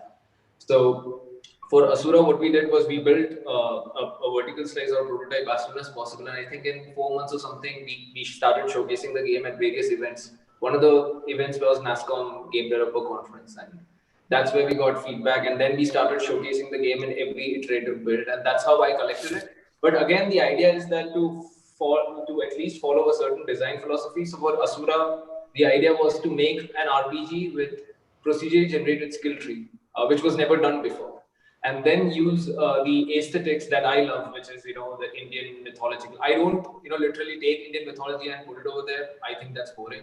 What we do is kind of get inspired, make our own fantasy out of it, and then put it inside. That's how I like it, anyways. Like how Warcraft does or Starcraft does, which is the kind of games that I play. So with regards to design, that's what we did. So it was a randomly generated skill tree, and then actually the first iteration of it was a card game. It was basically taking a random skill cards and then placing it on the game itself, and we kind of went from there. And for Yota, again, the game that we are making, it's a turn-based game, and the idea is that how we can make something unique out of a turn-based game. So kind of what we are going for is perfect information. What would happen if you have complete information about the turn-based? So if you've played XCOM or any other games like that, you would always notice that it's actually hidden behind an RNG system. So if you play even Dungeons and Dragons, what happens is that you have to roll a dice, and the outcome of the dice is what determines how your turn is resolved. Whereas what we are trying to do is what happens if there is no RNG in a turn-based game, right? And what happens now if it's a deck building game? So we're kind of that's how I go about doing it, and it's an evolutionary process, and that's why I'm indie, because I cannot be like, okay, I'm going to release the game in 6 months or 1 year. So I think I've been prototyping this game for like 2 years now. I mean, yes, obviously there's been a lot of art that has been building behind, but that's just how I like to build games, which is like explore. It's like a big gold mine, let's say, and then you're digging the gold and finding that diamond out of the mine itself. So that's what we are trying to do, chipping out the rough edges and doing it. But the pandemic has been very different. Like we were planning to go to GDC. We were invited to different shows, and due to the pandemic, it all got what do you call it? The whole thing got disrupted. So we were like, okay, we'll take another year, we'll polish it a bit more, we'll explore more of the design. But there is no hard and fast rule. How I do it is basically have certain design goals and meet that, and hopefully people have fun with that, and then showcase as much as possible. We have a small Discord community where we share the game and people play and give the feedback to me and things like that. But I make sure that the person who gives feedback to me is not someone I know of, like it's a stranger. And I would love to, more than him giving me feedback, I would love to see him play the game. That's the feedback that I want. I don't want to hear your feedback first. Yes, eventually you will share your biased feedback to me. But the most important thing is his expression and his reaction to the gameplay and the UI, UX and things like that. So that's just how we go about doing it. It's a very iterative process. It's not solid, and it's completely based on game design rather than anything else. Like the philosophy is gameplay trumps everything else.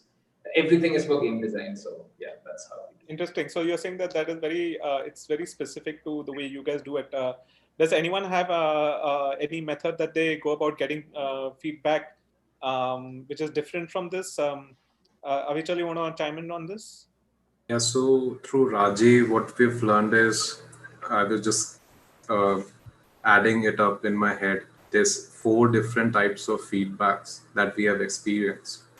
The first one is we call someone to a studio.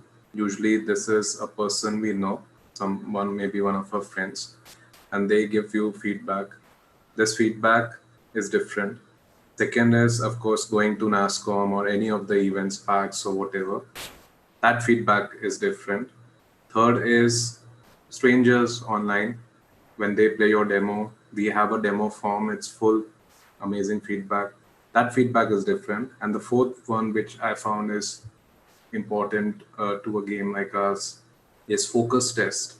When someone who has actually been through, like various games, like different kind of genres, different kind of games, you send them your game, they charge you a fee, they will assign 20 people to play your game, and they will manage data. They will come up with data with frustration points, number of deaths, what do users think, where did they want to quit the game, what did they want to say, what are the places they love the most. Now, throughout Rajiv, we started with the point 1, asking our close ones to play, people who were already in Pune, and we very soon we realized the feedback we get in some place like NASCOM or PAX is very different because people are more comfortable there. We have called a few people we didn't know from before to a studio. They play the game, but it's like kind of a human psychology. They are at our studio, surrounded by our people, so they won't be totally honest or open about it. Whereas in NASCOM, I was literally spying some people from a little distance. That what are they actually trying to do in the game? And that did help. It does help sometime to understand what are they thinking. Are they lost in the UI? Are they lost in the menus? Why do they want to explore this corner and not go on the path that we created for them? And the third is stranger feedback from internet. It can be brutal. It can be. They can tell you to delete your game sometimes. So that is also feasible. And the fourth one I said is the very most important. So we got a lot of feedback, but I think one of the most important things also in game development is to know when to stop taking feedback, or to know the correct type of feedback you need. Because if someone's telling me at this stage to add a third person and a first person camera, which people still comment, of course that's not possible, and I don't consider that as feedback. But if someone's people gave us feedback about hits, when Raji hits through a Trishul, there was feedback that they feel floaty. And in 2017, we amped up the values of Gaussian blur and time stop when the weapon hits the characters. And people still said that but the number of people who said that went very low. And now we figured if we just increase the values by like 20-25%, this problem will be resolved. And that's what happened. No more complaints about that.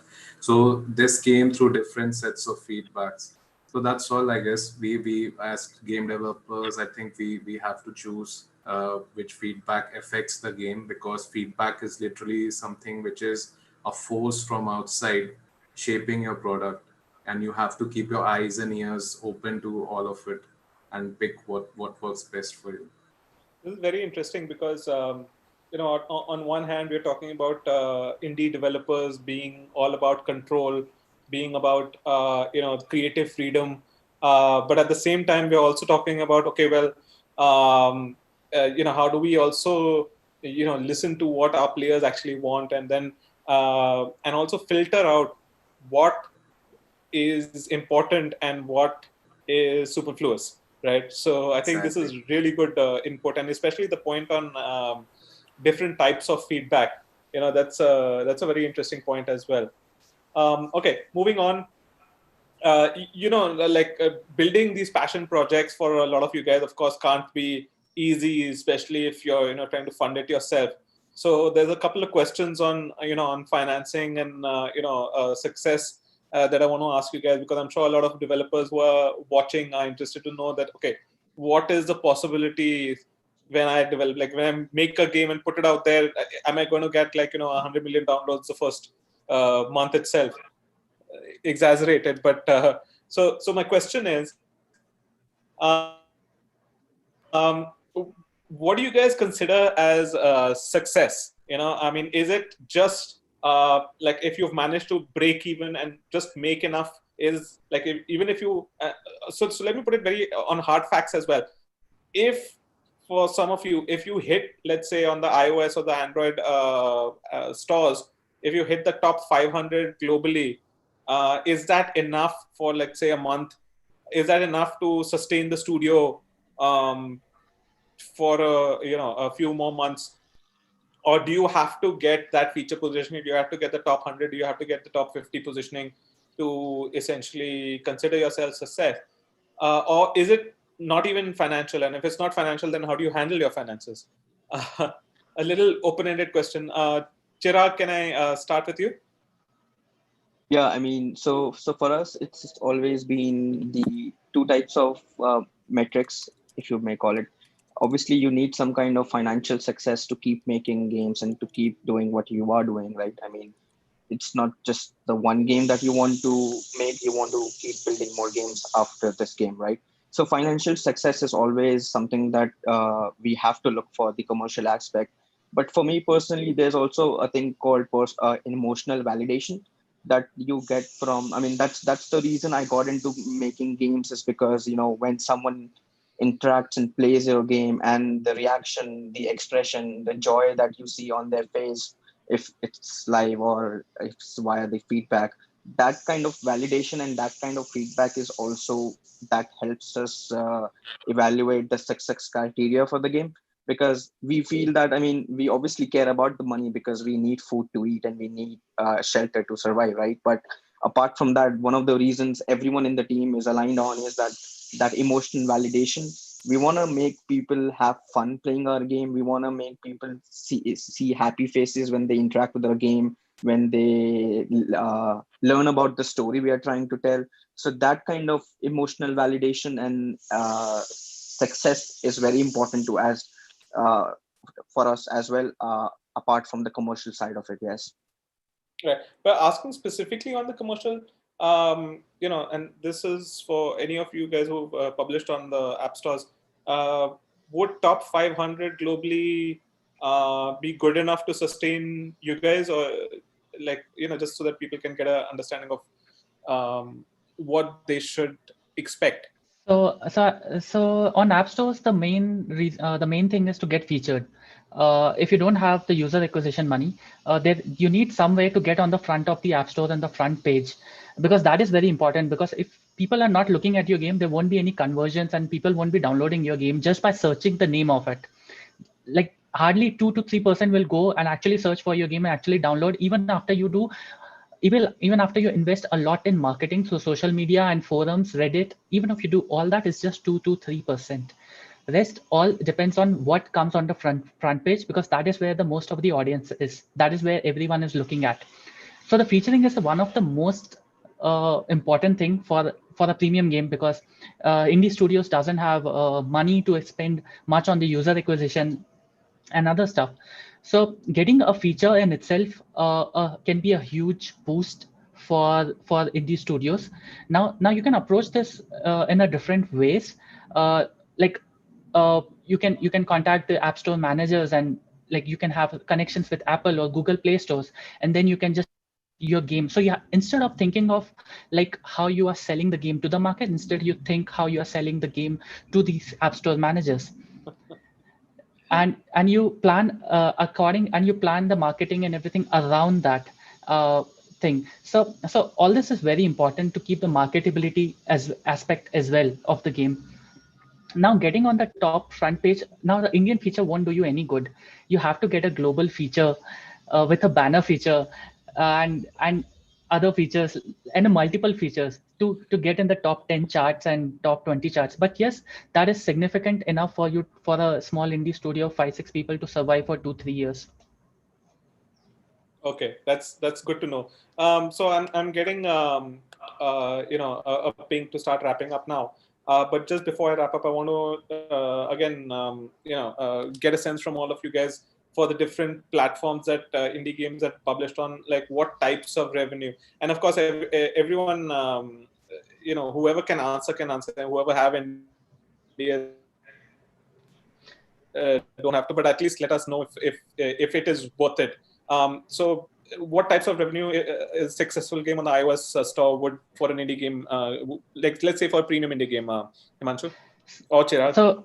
So for premium indie games, if your game gets featured a global feature with a very good spot in the front positions, you can expect anywhere between 10,000 to 40,000 copies sold in the first week, considering like if you have a very, very good feature. But that is where the current numbers are, and that will still remain for like considerable amount of time. And is this for premium games? Yeah, that is strictly for premium games. Okay. Considering all the good with all the good features and every stuff, so you can expect about 10,000 to 40,000 copies. So 10,000 to 40,000 copies sold at what price point? Like $4, $5? So it also depends on the genres. Like there are other factors as well that comes in the middle. If you are targeting a puzzle games which are little down at the moment, so you won't get 10,000 or 20,000 downloads. You will be on the lower end. But if you have a genre which is currently in the trend, you will have on the higher side, let's say 30,000, 40,000. So it depends on the genre and the price point as well. If you have a $2 game, it's difficult to sell. If you have a high good quality game that you are putting it out there, and you're like, if it's a quality game, then you will definitely get good downloads. Okay. And can anyone give input on Steam? Zen, maybe you can chime in on this. I think Steam also, it's for us, it was like somewhere around 50,000 copies for first 10 days, I guess. That's somewhere where we are. And with China and everything else. There's a lot of different business aspects related to this. So China, you can, they have a completely different concept of getting games out to the consumer. So what they do is they literally buy out the CD keys itself in the front, and they are ready to pay advance and things like that. So it's a very different, business with regards to how each region works as well. And luckily for us, we had a publisher when it came to China, and we had a regional publisher when it came to Japan. They were just regional publishers who would help us with the translation and everything. So that's something that you can expect. But again, it's a lot of things that go and meet that avenue. Like you have to make sure that your marketing is there, your game is good. There's a lot of different things. But that's something. But I had friends who have had 250 games sold in the first day. Then there are like a million sold in the first day, and also 50 also very different variable. And like how Himanshu said, depending on the trend as well, you never expect what can happen with the game. But the most important thing is that whatever your audience is, like you're making a roguelike game or you're making a casual game, I don't know, whatever thing is, it's hitting those points that they expect and more than that, and you have something unique. That's the most important aspect. If you nail that and then your marketing is good, then you can expect wonders to happen. But without that, nothing. Great. Okay. Yeah. Also, the wish list is also one of the very important part of the Steam, and that gives you a certain idea that how your game is gonna sell. So the global average for wish list is about 10%. So consider if you have 20,000 wish list, you are gonna sell 2,000 copies on your first day. So wish lists are your major part where you can determine what your game, if it's gonna be successful or not. Yep. Okay. There's a whole bunch of questions that I want to continue asking you guys. There's a lot of stuff that we haven't covered, but I think we need to wrap up now. So I'm just going to quickly have one closing round of points. If everyone can just give your view of where the indie scene is in India today, as far as development is concerned, and where do you guys see it going? And we can just wrap up with that. Just closing thoughts. Vaibhav, I want to start with you, and this we'll go through everyone. Yeah, I think it's growing. We are still at a very nascent stage, but still the kind of games that we're seeing are pretty amazing. I think in the next 2-3 years there will be a lot of PC console titles coming in. Along with that, I think because of the introduction of this hyper casual market also, I think there are a lot of 1, 2, 3 people studios who will be, who still are making a lot of money. By the way, they are just not in the picture. They are making hyper casual games with international publishers and making enough money, but they're just not in the picture right now. But I think that these two categories will definitely be huge in the coming couple of years. PC console and hyper casual. Cool. Yeah. Himanshu? Yeah, so the quality of games have definitely improved a lot. We have been seeing a lot of good quality games coming out of India, especially Raji and Yodha. I've been looking forward to both of them for quite a while now. So yeah, the quality has been increasing year by year, and I look forward like what else is in the bag, and I look forward what all the new generation will come up with. Who will be already calling the next group of people the new generation. Yeah. I'm the grandfather generation there. Chirag? Mute. Yeah, to echo what everyone said, I mean, thanks to people like Avichal and Zen, actually releasing games on not just PC, but on consoles as well. So I think that will inspire a lot more people to actually scope big and think big and go beyond just being a mobile game developer, and use examples like these games to actually, go big and start thinking about, hey, people in India can also make console games, and not just talking about being on a platform, but also games in a very broad genres like, action RPGs, JRPGs, and so on. So I'm very excited to see what this all leads to, and all thanks to these young fine gentlemen Avichal and Zen making these cool games on and making us mobile developers look so small. But yes, it's good for everyone. When you're getting featured by Apple Arcade, I don't think you look small at all. Avichal, you wanna give your 2 bits? Yeah, I mean, I thank you guys for the comments, and I agree with you. Games, what Chirag has made, and the idea of having a small team in India and being able to make games that get either featured or are on Apple Arcade or get selected in, Nintendo's event of the year, or have already proven themselves like Asura or Bonfire, which is like he said the critically acclaimed IP of the studio. So these examples are set, and now it's going to be interesting what other people. There's a lot of game developers coming up, aspiring game developers. I see a lot of the YouTube communities coming up. I just hope people don't fall into what I call a trap of open world RPG. Everyone wants to make one, but no one knows how to. So I see a lot of people trying to go full AAA from the start. So those are traps. So I hope developers don't fall into those. Okay. Debashish, your final thoughts? Yes, so the indie development market is growing. It's still in early phase. No market is small. It's a console, PC, or mobile. Mobile holds 45% of revenue share in $182 billion industry. So yes, you can make games.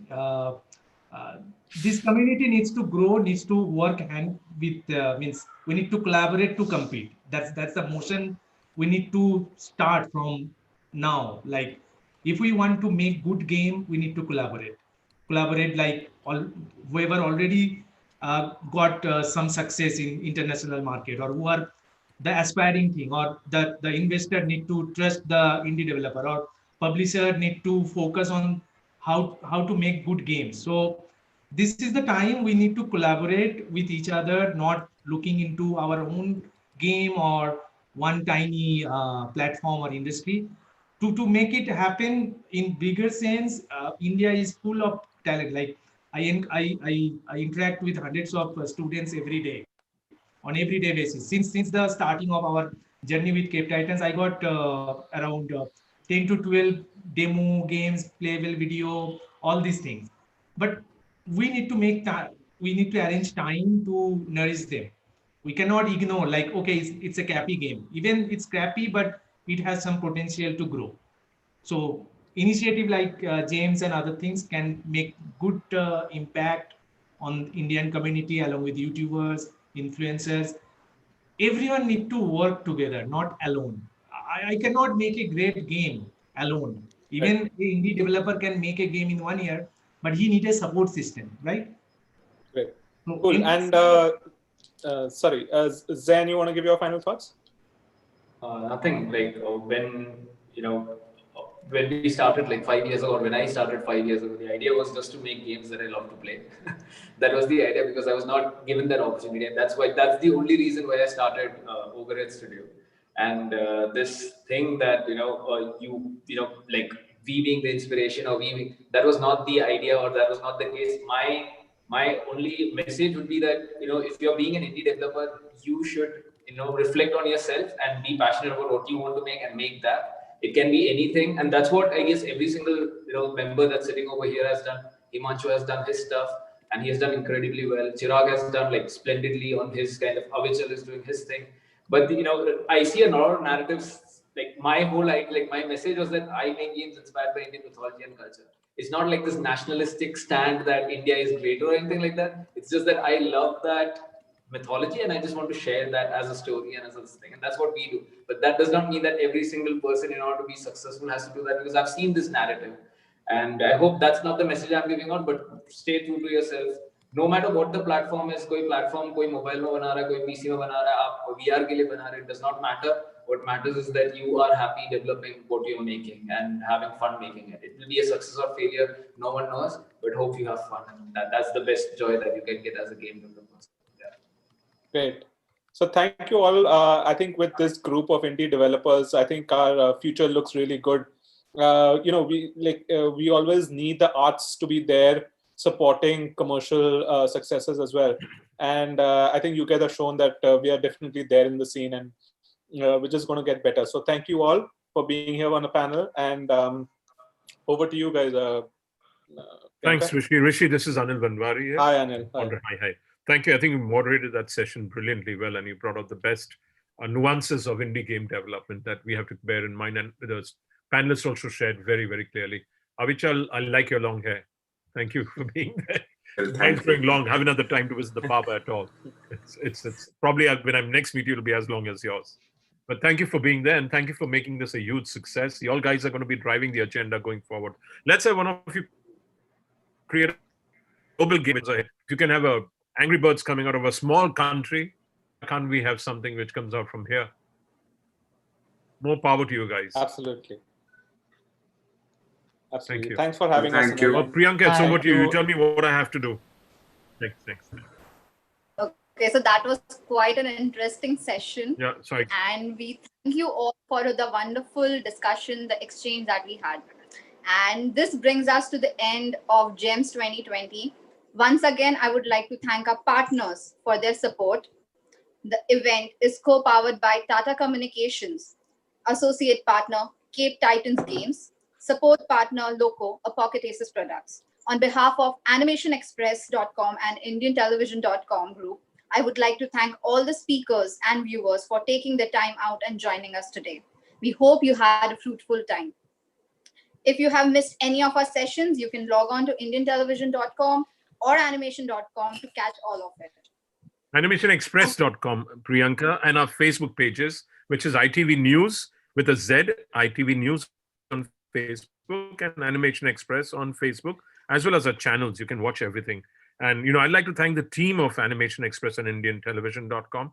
There's a whole bunch of them, there's Krishanu, there's Neha, there's Priyanka, there's Sana, there's Vishal, there's Shromitro, there's, I may forget some names and then they get pissed off at me and they say, you didn't thank us. But a big thank you to everyone. Priyanka herself, she woke up every morning, put on her makeup, dressed up to be a part of this, when I actually am in my shirt and in my shorts. So you took a lot of efforts. And barefoot. That's how I do this. Sorry? Everyone's in shorts, are they? Fun. Rishi, are you in shorts or are you in trousers? Rishi?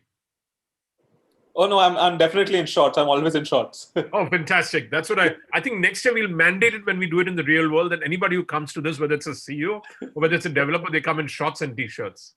Is that a given, Himanshu? And absolutely. So we've got to encourage that culture. Thank you all of you. Sorry? You were saying something, Rishi? I think in the gaming industry, it is definitely a given. Fantastic. So I tried to encourage it on day one, but I wore a suit this morning with a jacket with my shorts. So you look a little more polished, which I don't think I can really succeed much at. So am I interrupting your conversation? Your closing? Am I, Priyanka? No, I just want to say that before we leave, that please follow indiantelevision.com, animationexpress.com, because we have a lot of exciting and industry-driven virtual engagements coming up in the coming months. So what are Twitter handles? What is our Twitter handle? ITV News? Animation Express? Yes, indiantelevision.com on Facebook, ITV News on Twitter, ITV News on LinkedIn. So you can find us on animationexpress.com also. And please share the videos, share everything that we put up so that we spread the message of the gaming ecosystem. Like the session that you just did, Rishi and company, please share it on your own Facebook pages so we propagate it further. Thank you, everyone. And let's look forward to making the gaming and esports ecosystem even more successful. Thanks. And until we meet, maybe earlier, maybe we'll have a smaller version in the next 4 months. Who knows? A smaller version rather than the 2-day version in the coming 4 months as we progress. All the best to all of us. Thank you again. Thank you, Priyanka. Thank you, everyone. Thank